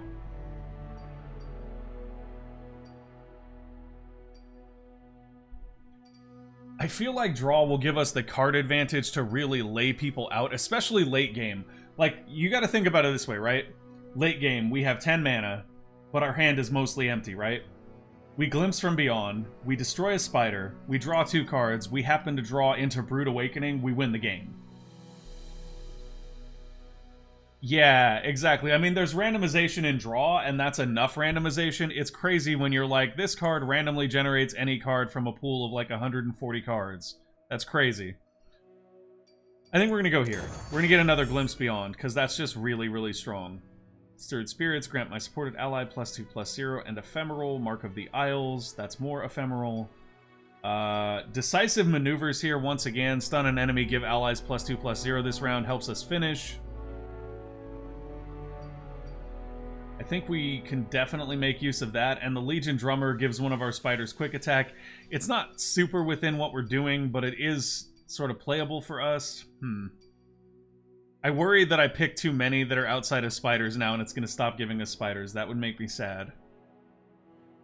Because of the way the picks work on this, I wonder sometimes if it, like, swings into whatever you're picking. So, like, if you pick Poros, it gives you more Poros, and if you pick spiders, it gives you more spiders. Decisive Maneuver here, though, no matter the case, is actually really, really good for us, so we're going to take this. If we can trade out the Legion Drummer later, we probably will. Ancient Crocodile to play me kill 2 allies. See, kill 2 spiders, you get a 7/7. Vile Feast or Unlicensed.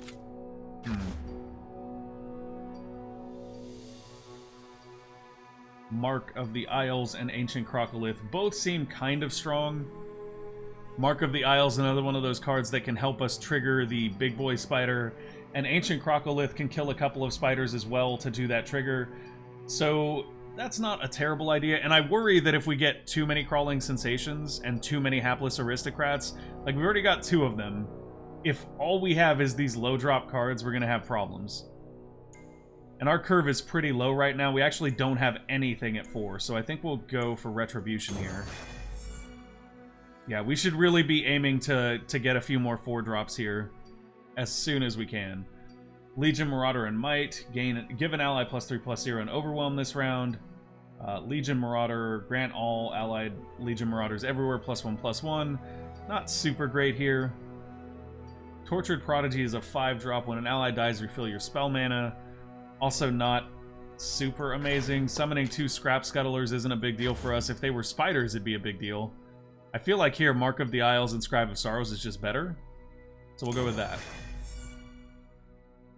Death's Door. I think that might be the one I just picked. We can trade the Parade Electro Rig for a Thermogenic Beam. Yeah, we have plenty of spiders. So we've got 2 there. 4, 5, 6. I mean, Elise is 7.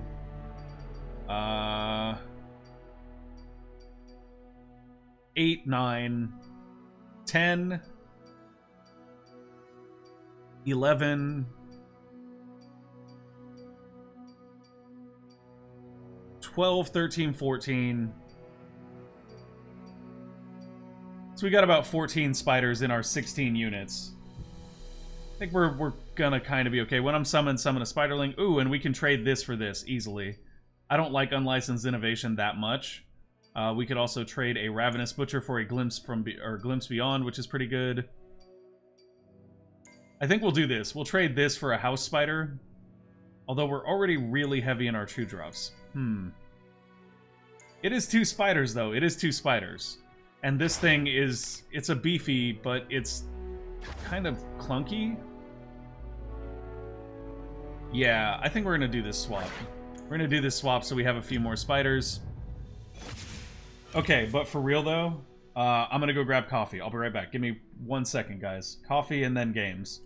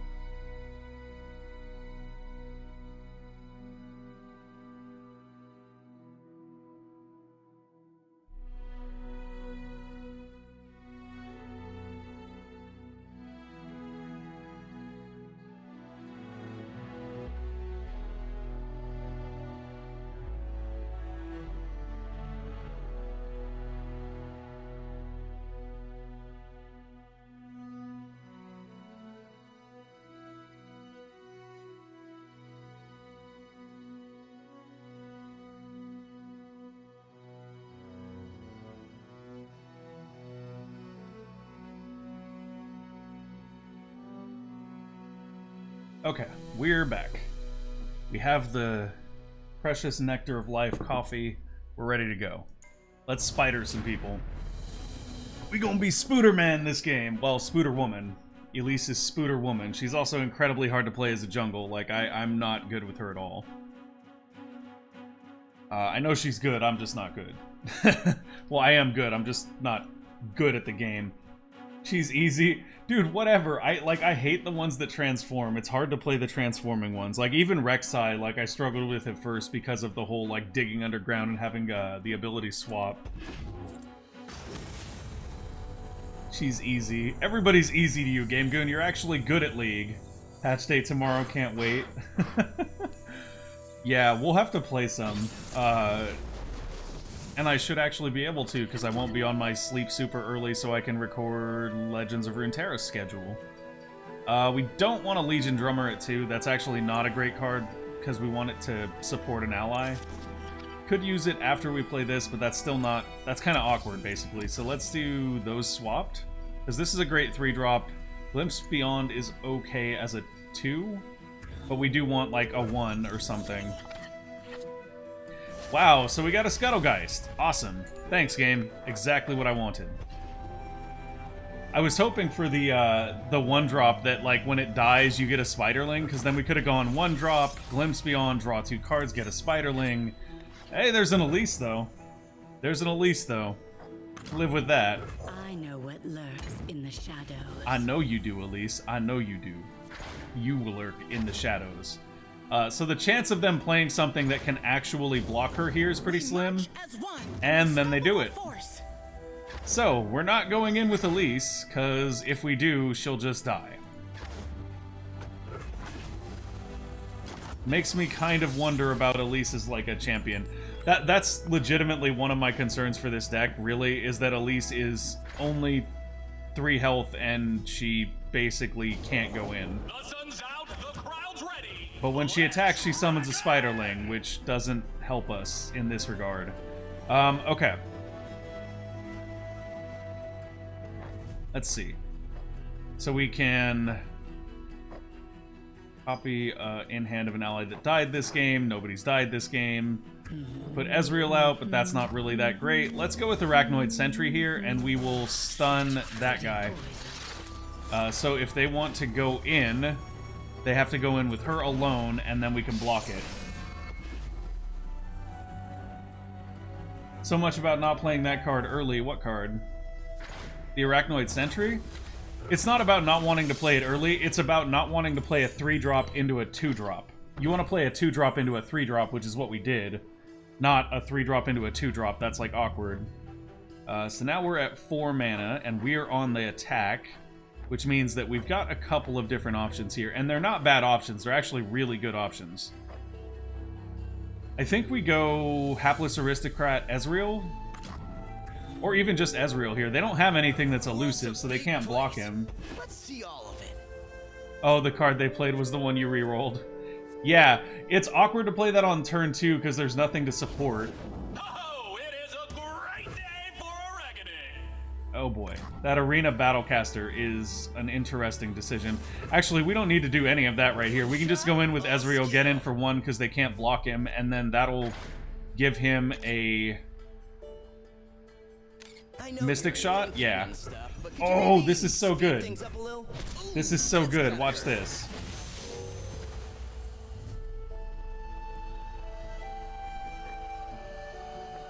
And now we can Mystic Shot to kill that. Who's ready to reckon?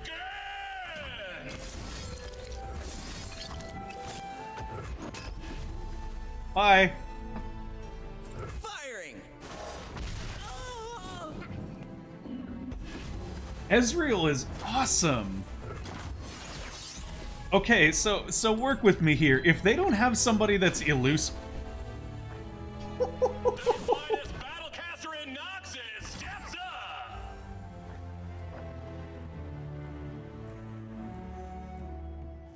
I don't want to take 12 here, which sucks, because if I was willing to take 12, everything would be great.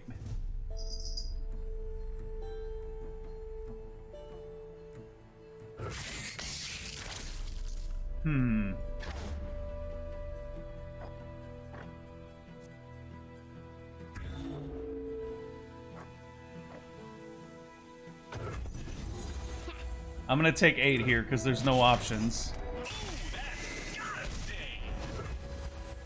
But on the upside,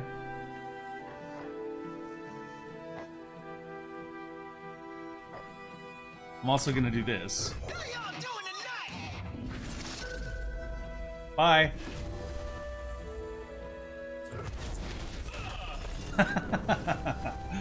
Okay, so we killed their board. We did end up taking 8 there early.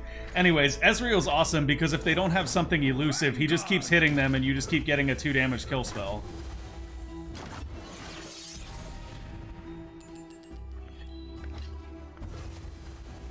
Let's see. What do we want to do here? If we do this, we get a 3-cost spider that can stun that guy. Or we can just go in with Ezreal here, which is, you know, good enough on its own.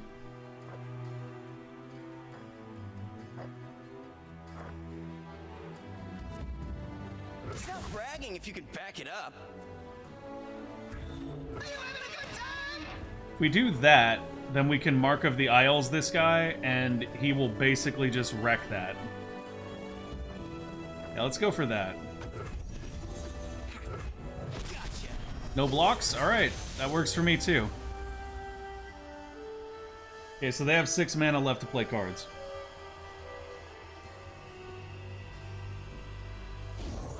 Whose fall will mark my passage? I mean, shooting the Nexus is an option, but I think for Ezreal to level, you have to target enemy units. Yeah, that guy's got to get shot. We could honestly use a little more damage to kill him if we had it, but we don't, so I think what we'll do instead here... Definitely shoot that guy.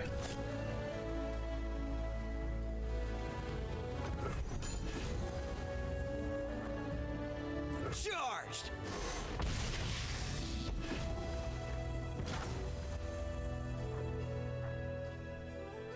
We've got 4 left. Watch this. Watch this. This is gonna be lovely.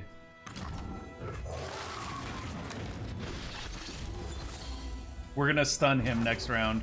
If they don't come straight in. If they come straight in, then we're kind of screwed a little bit, but if they don't, we're just gonna stun him next round and he's not gonna be able to do anything. Quite the dish, aren't you? So, hopefully, he doesn't come straight in. Kill an ally to deal damage equal to its power to anything. That is fast. So we can actually kill our little guy here to kill that, which is hilarious. But it'll cost most of our mana to do that, versus just stunning him so that he can't do anything.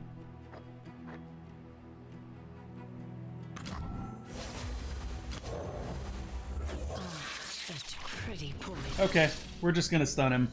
Welcome back, Draymunker. We're on our next expedition here. We're running a Elise Ezreal deck. So we're making spiders and mystic shots. And stunning people with awesome Arachnoid Sentry. Ah, okay. Stay safe. I'll take it from here. Oh, that's no fun. Actually, that's fine. That's not a big deal. You guys gonna swing, or you just done? Run while you can. Thank you. Just waiting for you to work up the nerve there. So, we definitely want to Mark of the Isles something. The question is what? We go here. Oh, we need something 3 power or more to block that. So we go here, and we Mark of the Isles. This guy dies. If we do that, and then we go here...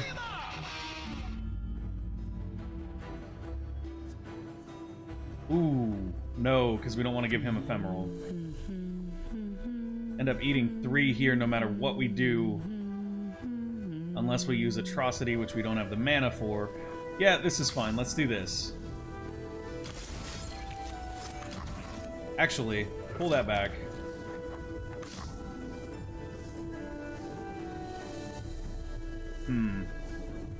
This is tough. So we could go here. Mark of the Isles there. Can I add more blockers? Oh, I ran out of time. That's so bulk. I hate the way the timer works in this game. Like, it legitimately pisses me off. Fine. Play another Scribe of Sorrows. The timer in this game is ridiculous. All for the best, my pet.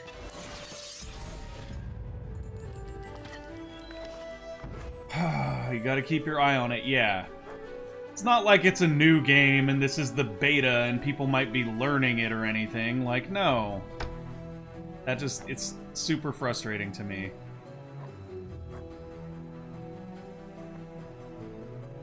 Okay, so let's do this.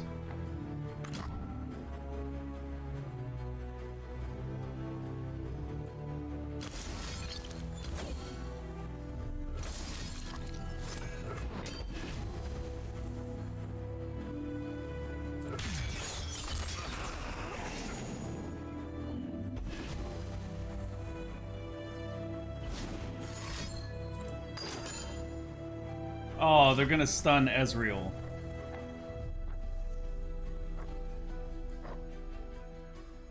That's weak.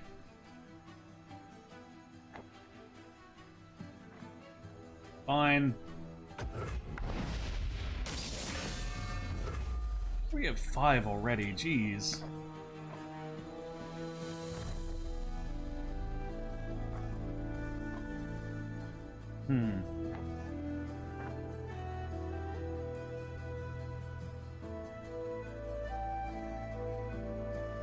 I guess here there's nothing we do but pass. It's really annoying. That stun on Ezreal screwed everything up. I was gonna go in with Ezreal, get a fleeting strike, use it to kill him. That's what my 2 mana was left for. And now they just have another elusive character. Darn. Running up against somebody that's running a bunch of elusive is just bad luck for us with Ezreal, honestly. Let's have some fun. Oh boy, more Legion Marauders. Okay. Plus, getting wrecked by the timer last turn didn't help at all. We would have killed 2 characters if we didn't get wrecked by the timer, but we did. If they come in here, we're just kind of dead to lovely. Come on, boys. Alright. That's cool. Why do those guys get +1 when they... Oh. When they attack. Okay. Joy. So let's go...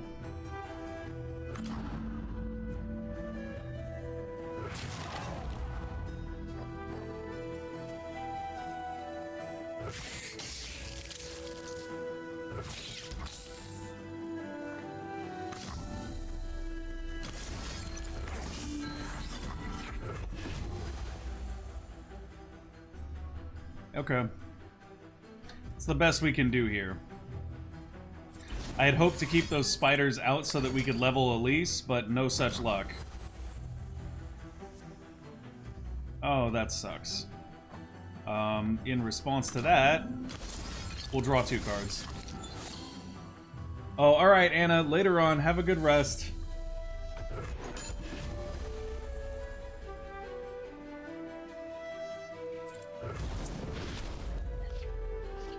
At least we get some draw.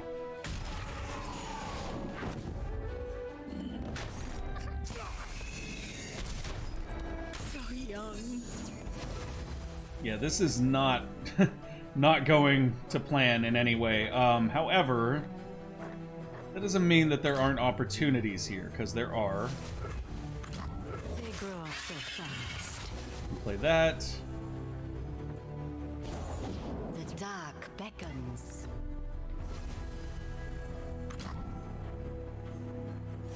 We can wait on Scuttle, maybe.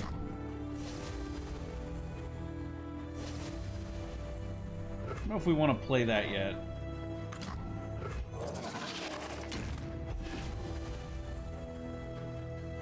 We're down to the 3 mana we can save for spells for next turn, so we'll probably do that.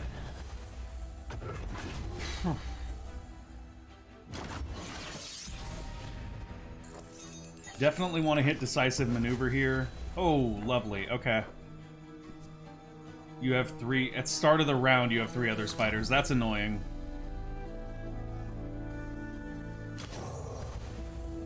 So,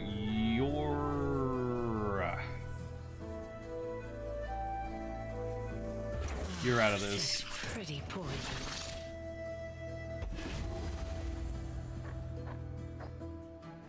If we can decisive maneuver here, we can stun this guy out and just go in with our board and be like, whatever.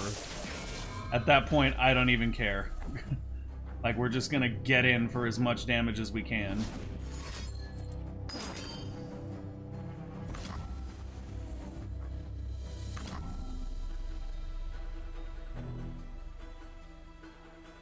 Okay.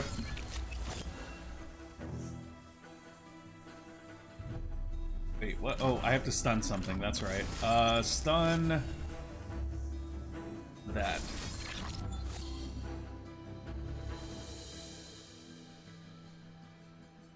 I wish Ezreal had quick attack also. That would be really good.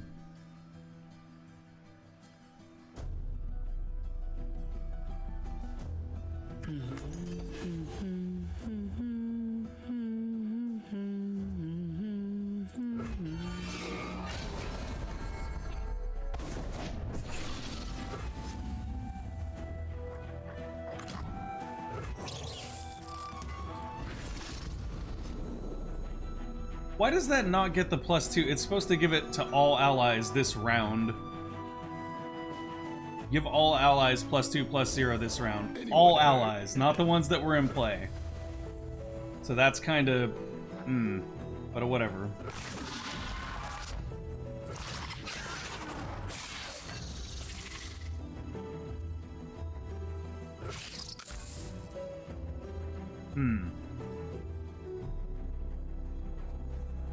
I don't miss. Yusari's gonna kill him next round anyway. He's out. Can't block, can't block.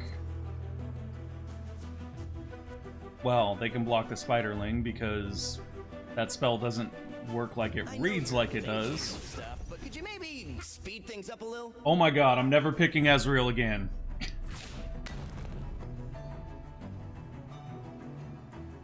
Ezreal, you have a big mouth.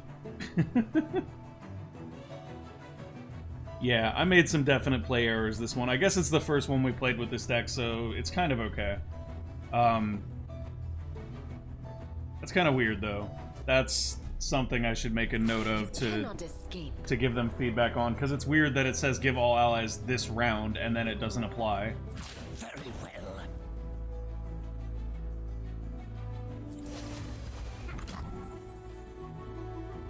Oh, actually, no, it makes sense. I'm just misreading this round. It's not inclusive. It's meant to say that the bonus doesn't last. Duh. Okay. Let's go.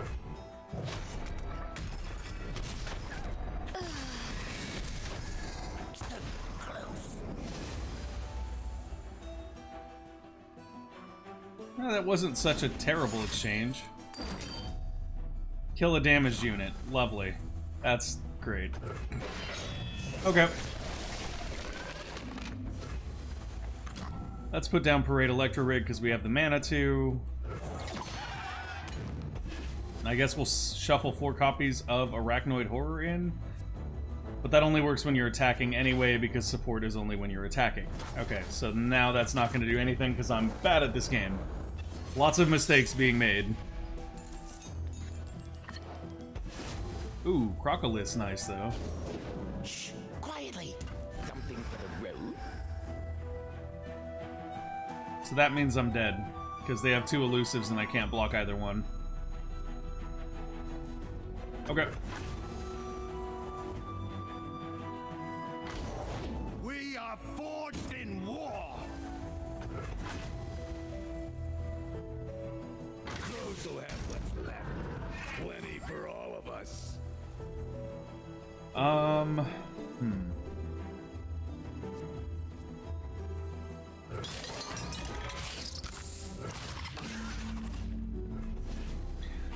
Okay, so I'm not a big fan of Elisa's design right now, like...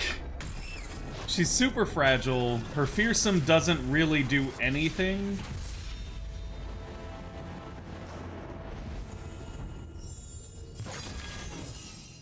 She's just hard to protect. I feel like for Elise to be good, you have to have somebody that can protect her. I think she'd be really good with, like, Shen, because Shen can barrier people. But I'm not a super big fan of her right now. Parade Electro Rig for another Brood Awakening. That could be useful. Yeah, let's do that. That seems like an okay trade. I don't think Parade Electro Rig is really good in this deck. I think it's really good in the Mushroom deck, though. Okay, here we go. God, if we lose our way out immediately, like if it's just 2-0 or 0-2, this is gonna be sad.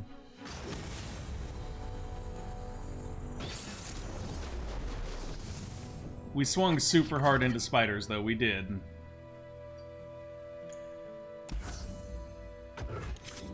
I was super excited about Ezreal, though, too, because I thought Ezreal was going to end up being, like, kind of a house. If we get an Elise now, we'll have 3 spiders by, like, turn 3, though, so that's a plus. And if not, then we can kill the 1/1 spiderling this makes to draw 2 cards. That's okay. Gonna keep a stiff upper lip and just try to run with this. And be mindful of the garbage. I'm glad somebody draws that guy. We have 3 of them, but I don't draw them.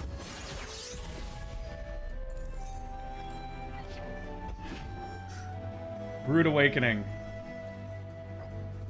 It's okay. Oof. That's tough. That's tough. If that thing comes in and we block it, they get a 4/4. We're not doing that. Let's go with an Arachnoid Horror here, maybe? Yeah. Yeah, I think that's okay. Actually, if we do this... Let's do this.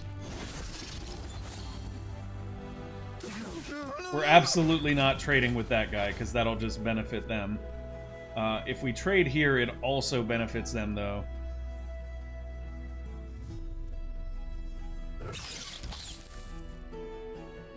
Think like that?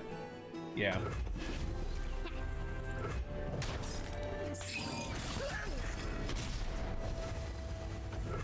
Yep. Okay. More mana. So we've got 3 now. We can play Scribe of Sorrows, which isn't going to get us anything at the moment. Or we can play Ezreal. Let's Ezreal. Thought you'd never ask. Ezreal could be really strong against this deck because we can just pick apart the Spiderlings. Provided that they don't suddenly play an Elusive. If they play an Elusive, we're going to have problems.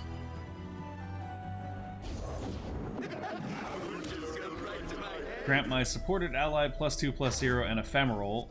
That's painful, because if he uses it on him, he's going to get a 4/4 out of it. That's not good at all. So we'll kill that guy. One shot, all skill. As soon as Ezreal gets it. Well, we won't have the mana. Gotcha. We won't have the mana to do it, sadly.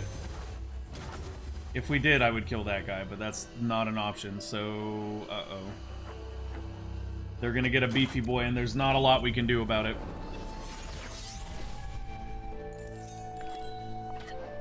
Oh, we can't get an Elise, though. I'm okay with that. Especially since we're not far out from a Spiderling. We could do this. If we get a chance to respond at all, we can stun him just to keep them out of combat and keep them from getting the big boy there. It's kind of a waste here, but at the same time, like, what else are we going to do? I mean, we could put Elise down, but that's not good because they can just use this guy to pull them out. I know you're thinking and stuff, but could you maybe speed things up a little? You know what, Ezreal? God, this is wasteful, but I don't think there's a better option right now. I really don't. Like, if we let that guy go out, they're gonna get a ton of damage, and they're gonna basically be able to turn this into a 4/4, and it's just not worth it. Okay, pull out whoever you want. You're gonna pull Ezreal, we know it. She's gonna be so happy.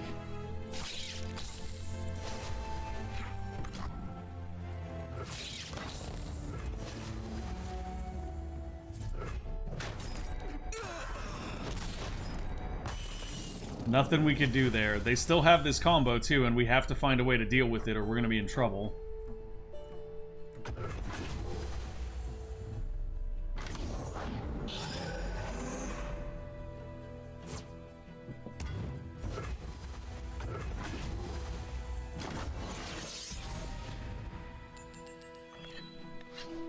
Well, that's something. It's not something particularly good, but it is something. 2, 4, 5. So if we get Elise out, we can't level her anyway. Wait a minute, though. Wait a minute. Is Ezreal the only thing that's died on our side? Yes. Pretty much. Nice. Okay, so that's not an ideal solution, because we still won't be able to, you have a Yeti, summon an enraged Yeti, otherwise create one on top of your deck. Okay. That's kind of problematic, but whatevs. So, we're in a weird situation here where we don't have an ideal solution here because they're still going to be able to get out with that guy before we can do anything effective. What can we do, though? We could Elise here. We're not going to have the 3 spiders for next round, though, so that's not necessarily ideal. Let's just do this.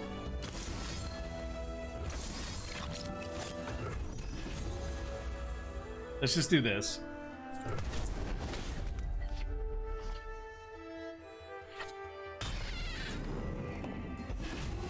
Yeah, that's fine.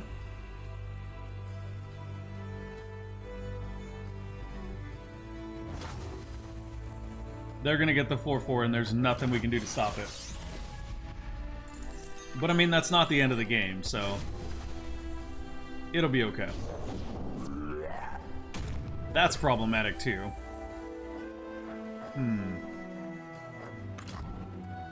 So I think here we just run out our spider generator guys.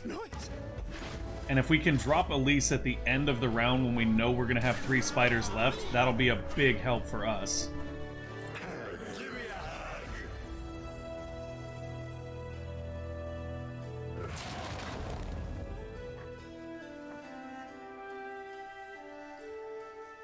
Ugh. This is so rough. We kind of have to do that. Oh, wait a minute. Duh. You have to get me out of here. That'll work. We could go here, but we'll lose our spider, which means that we will not get Elise to level 2 next turn. So it's not worth it. Nice little trade there. They get their 4-4. We really were just reducing damage at that point. Okay, with 5 mana left, I think that's exactly as much as we need to level Elise. It is. Because we put Elise out. There's nothing to fear. She only needs 1 more spider and she goes to level 2. So we go either this or this into draw 2.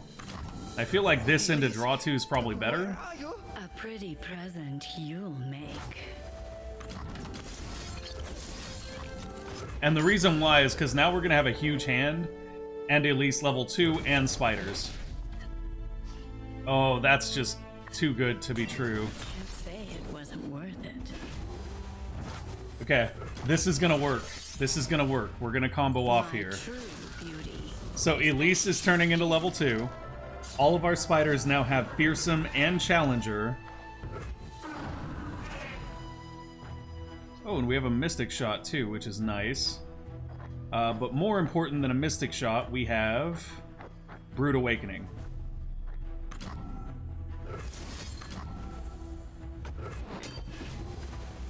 And that's going to give us 3 more spiderlings and grant all of our spiders +1/+0. And now all of them have Menace and Challenger. So we can basically use them to pick out targets.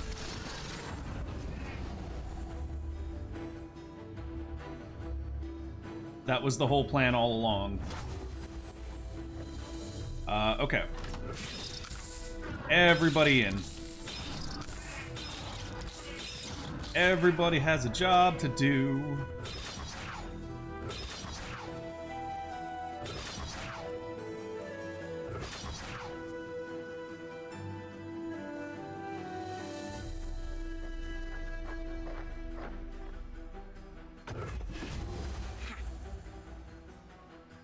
Oh, why didn't I go in with Elise? I'm the worst at this game, I swear. I should have gone in with her too, duh.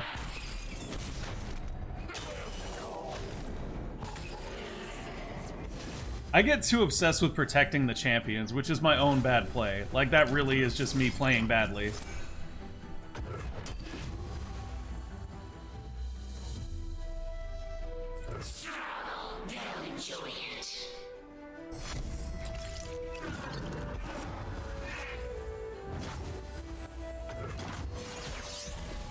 The good news is we have Mystic Shot here, so we can kill one of these guys right off the bat. We can get another one with the Mark of the Isles. And then if we happen to lose all 3 of these spiders this round, we can play Fresh Offering to get Bioma. Pick an ally in hand. Summon an exact copy of it. It's ephemeral. Oh, that's annoying. Okay. So let's go...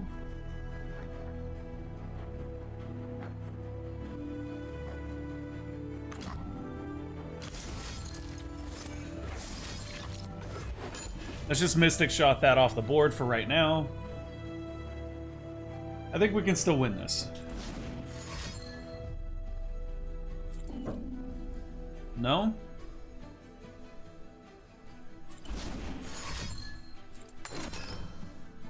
Oh, that's a good play. That is a good play.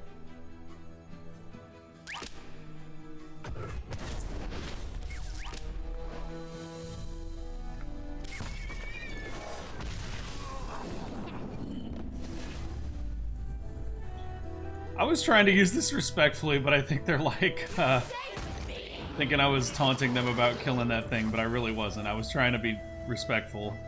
Let's see.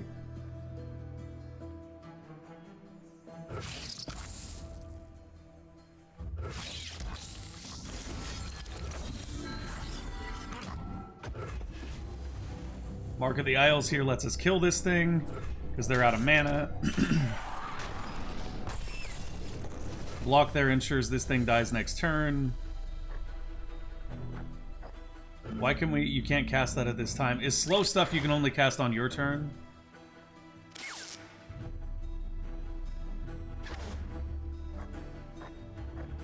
Well, that's annoying. Okay.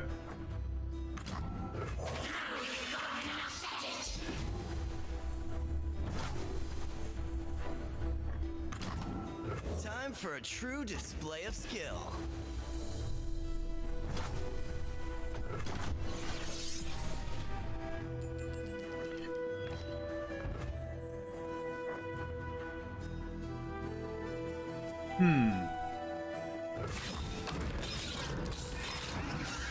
Watch and learn.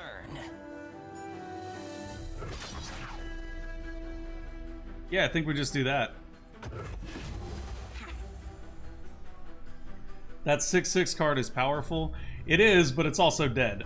We're trying to get to our 6/6 Vioma here, but we need to kill 3 of our own people in a turn, and unfortunately, we can only play slow spells on our turn, I believe.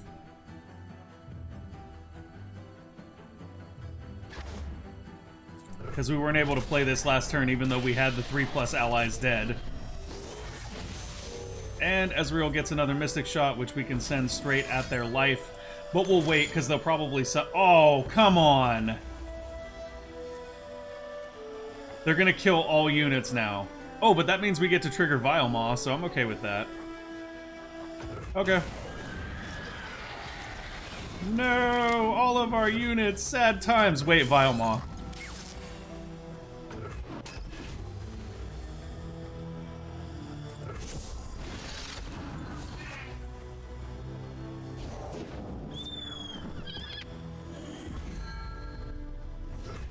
Now, the question... Well, no, there's no question. We'll just do this. If they play another creature, we'll kill it. If not, we'll kill that. Because this goes away at the end of the turn anyway, because it's ephemeral. There we go.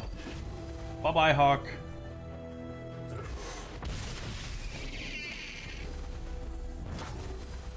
All we have left is Ravenous Butcher, though, and we don't want to play that. But we got our 6/6 out of that. Oh, and Decisive Maneuvers is a great top deck here. Just a great top deck. I'd like to maybe pull a draw card instead, though. But most of our draw cards involve us sacrificing creatures, and we don't have any to sacrifice, so... Draw a champion. Wow. That's amazing. Okay. What's up, Viper Dave? How you doing today? Hey, how you doing, Morbits? Lovely.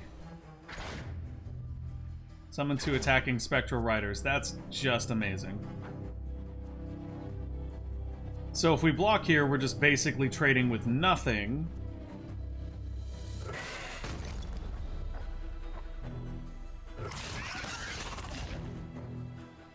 I mean, we could play this just to basically ensure we kill Hecarim, which is kind of worth it in and of itself. Let's do it. That's all we can really do.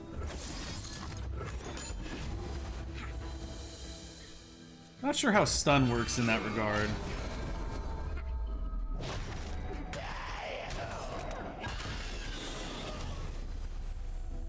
He survived! Beefy boy survived! He has 1 health. Yeah, I got up early to stream this because this is the last day the beta is going to be available. Okay. Man, I'm playing off the top of my deck here, though, so there's a very real chance that we've lost this already. That helps. Let the show begin.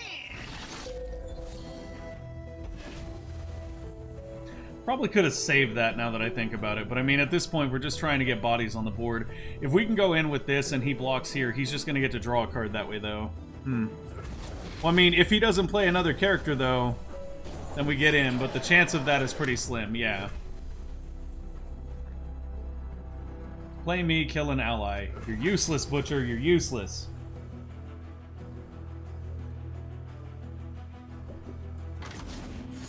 Yeah, I think after this game I gotta go, though, because I have to go record Endless Legend, or Endless Space for today. Summon an exact copy of an ally, it's ephemeral and 1/1. That's really strong, because now it's gonna die and let him draw a card.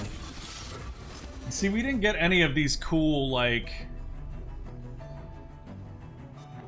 synergies or anything. I don't know, like, we went into Spiders pretty deep to see if we could make that work. And we did have that one turn where, like, Spiders worked really, really well for us.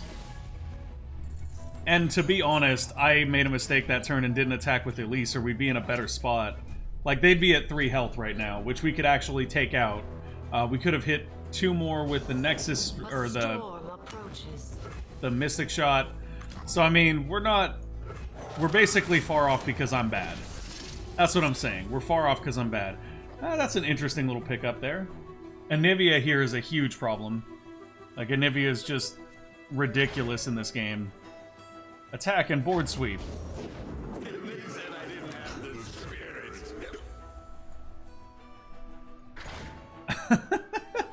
I love that picture, though. Let's see what we get. Come on. Why game?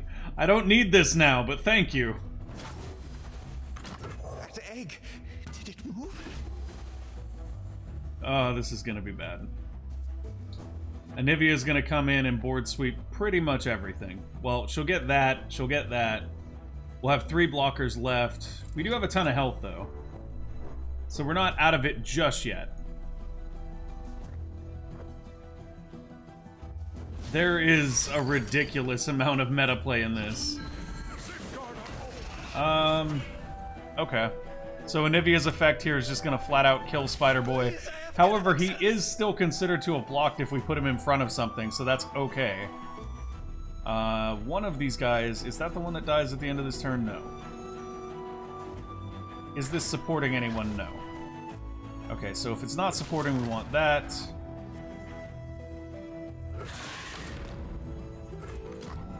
Get off my stage!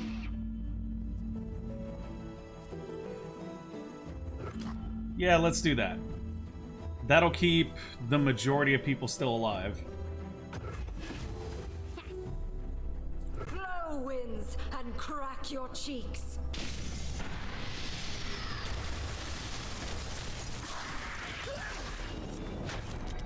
No, if you,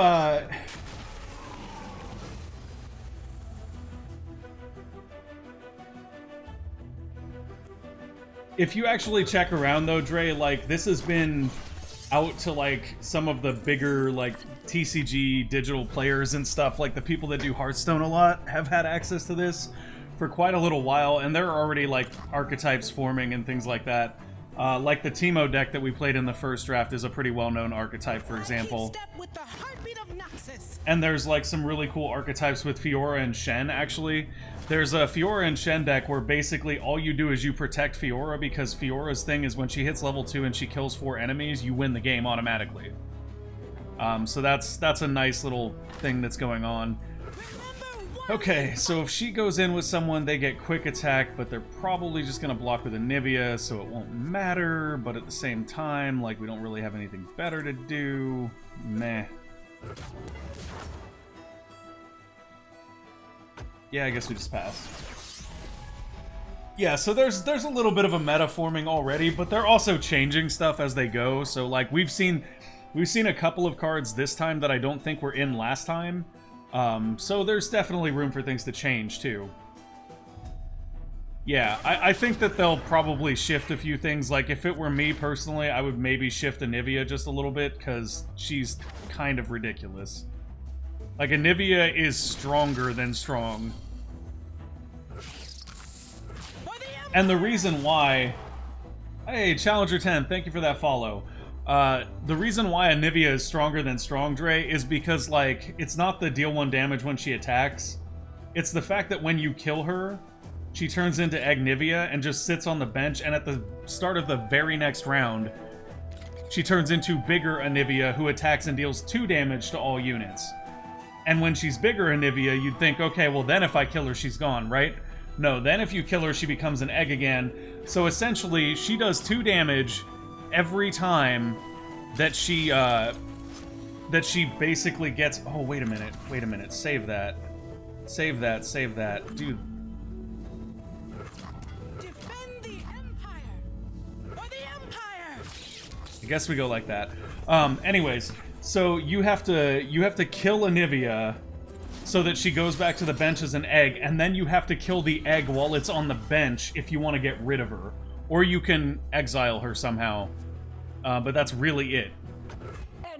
But otherwise, she's just really, really strong. Teemo can be annoying too, but it's a lot easier to deal with Elusive, I think, than it is to deal with Anivia. Now, being fair, Anivia is, what, a 6-cost champion? So, I mean, a lot of the 6-cost champions are a little bit stronger, but Anivia's, like, kind of too strong, in my opinion. Just a little bit there. Like, I honestly just saved this Vile Feast right here so that if we do get Anivia to go to egg form, we can kill her. Oh, hello. Well, that's not going to do anything for us because we don't have any minions. Okay. Yeah, so we're basically dead in the water here, which is okay. I mean, it's not how we wanted things to work out, but I've not done the spider deck before, and as far as... Everything in our hand requires us to kill stuff to play it. Lovely. So I'm feeling like these cards are generally just bad now. Like, I don't think that there's any good to them. I thought we were going to be making enough multiples of spiders that the kill a spider to do a thing was going to be really good. But I feel like in this game, sacrificing stuff on your board to do stuff is not as good as it might be in other games. Which isn't like a shot at the game in any way, because, oh, what is this? Summon an exact copy of an... Wow. Okay. Let's double trigger Anivia's ability here. When that dies, does she become Agnivia? I just want to know that. 9, 10... Don't kill me so I can find that out. Actually, we can find that out right now. We're gonna lose here anyway, I just want to see. If this becomes Agnivia when it dies, then yeah, there's a little bit of a problem with that.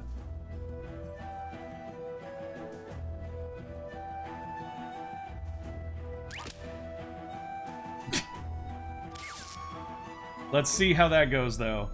I won't be surprised if it does. If it does, it's just a silly, silly combo. Why would you do that? Okay.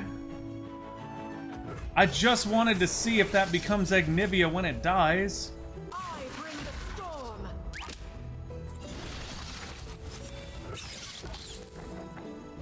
I mean, fine. You do you. Rend the skies. I just wanted to see if it becomes Agnivia. Hey, what's up, Connor? How you doing today, man? It has been a while. It has. Okay. We get to see, though. We get to see. Come on. Really? See what I mean, though? Really? What the... This is our time. And it levels both Anivias.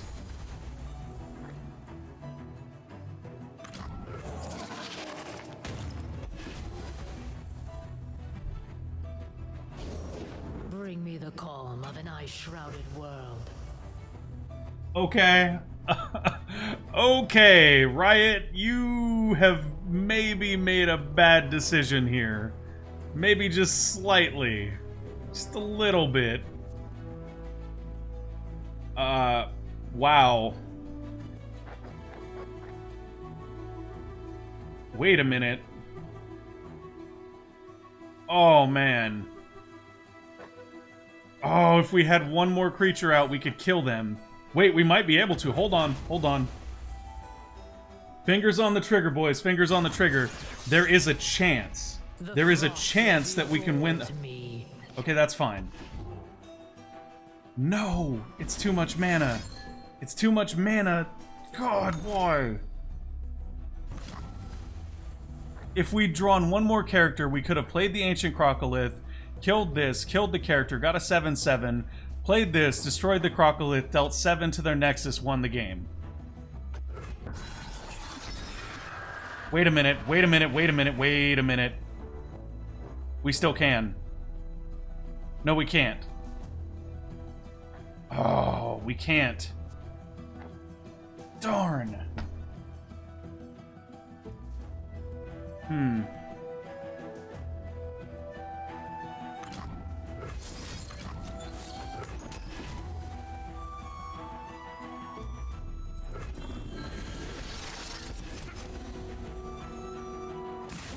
Wind and ice.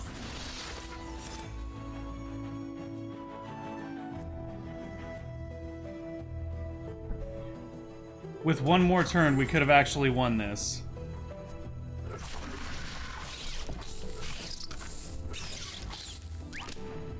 As crazy as that is, with one more turn, we could have done the Ancient Crocolith and done Atrocity here and won this.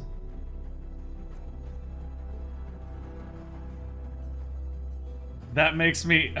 Alright, good game. Good game. I didn't even think about that. I didn't realize this could hit their Nexus. That's super good. Alright, well, it actually works out perfectly because it's time for me to go soon anyway, because I actually got to go record stuff for the YouTube channel now. That's okay. We tried the spider deck. It wasn't everything we wanted it to be. However, we did realize that Retribution is a bomb card. Ooh, we got some loot too. We can go open our loot real quick before we bounce out so you guys can see what that looks like. Yeah, we've reached the end of our journey. We do get a second trial here, but we don't have time for it because, frankly, I got to go record for YouTube and then go to work. But we are going to open our champion capsule here first. Nice, Timo and Heimerdinger. So this is what's really cool about this is you get to choose your region. You'll notice that all of these cards are from Piltover and Zaun. And then you work your level ups through the regions, and that's how you unlock cool stuff. But yeah, that is going to be it for this one, folks. Thank you for dropping by. Connor, it was good to see you again, man. I am back around, folks. I am streaming every Saturday morning. And we're doing Outer Worlds, which has been an absolute blast. But if you want to check me out any other time, I'm on YouTube, and I do daily videos for Endless Space 2 and sometimes other stuff. We have a weird little wrestling show we do, too. Thank you guys for hanging out, and I will see you next time. Bye!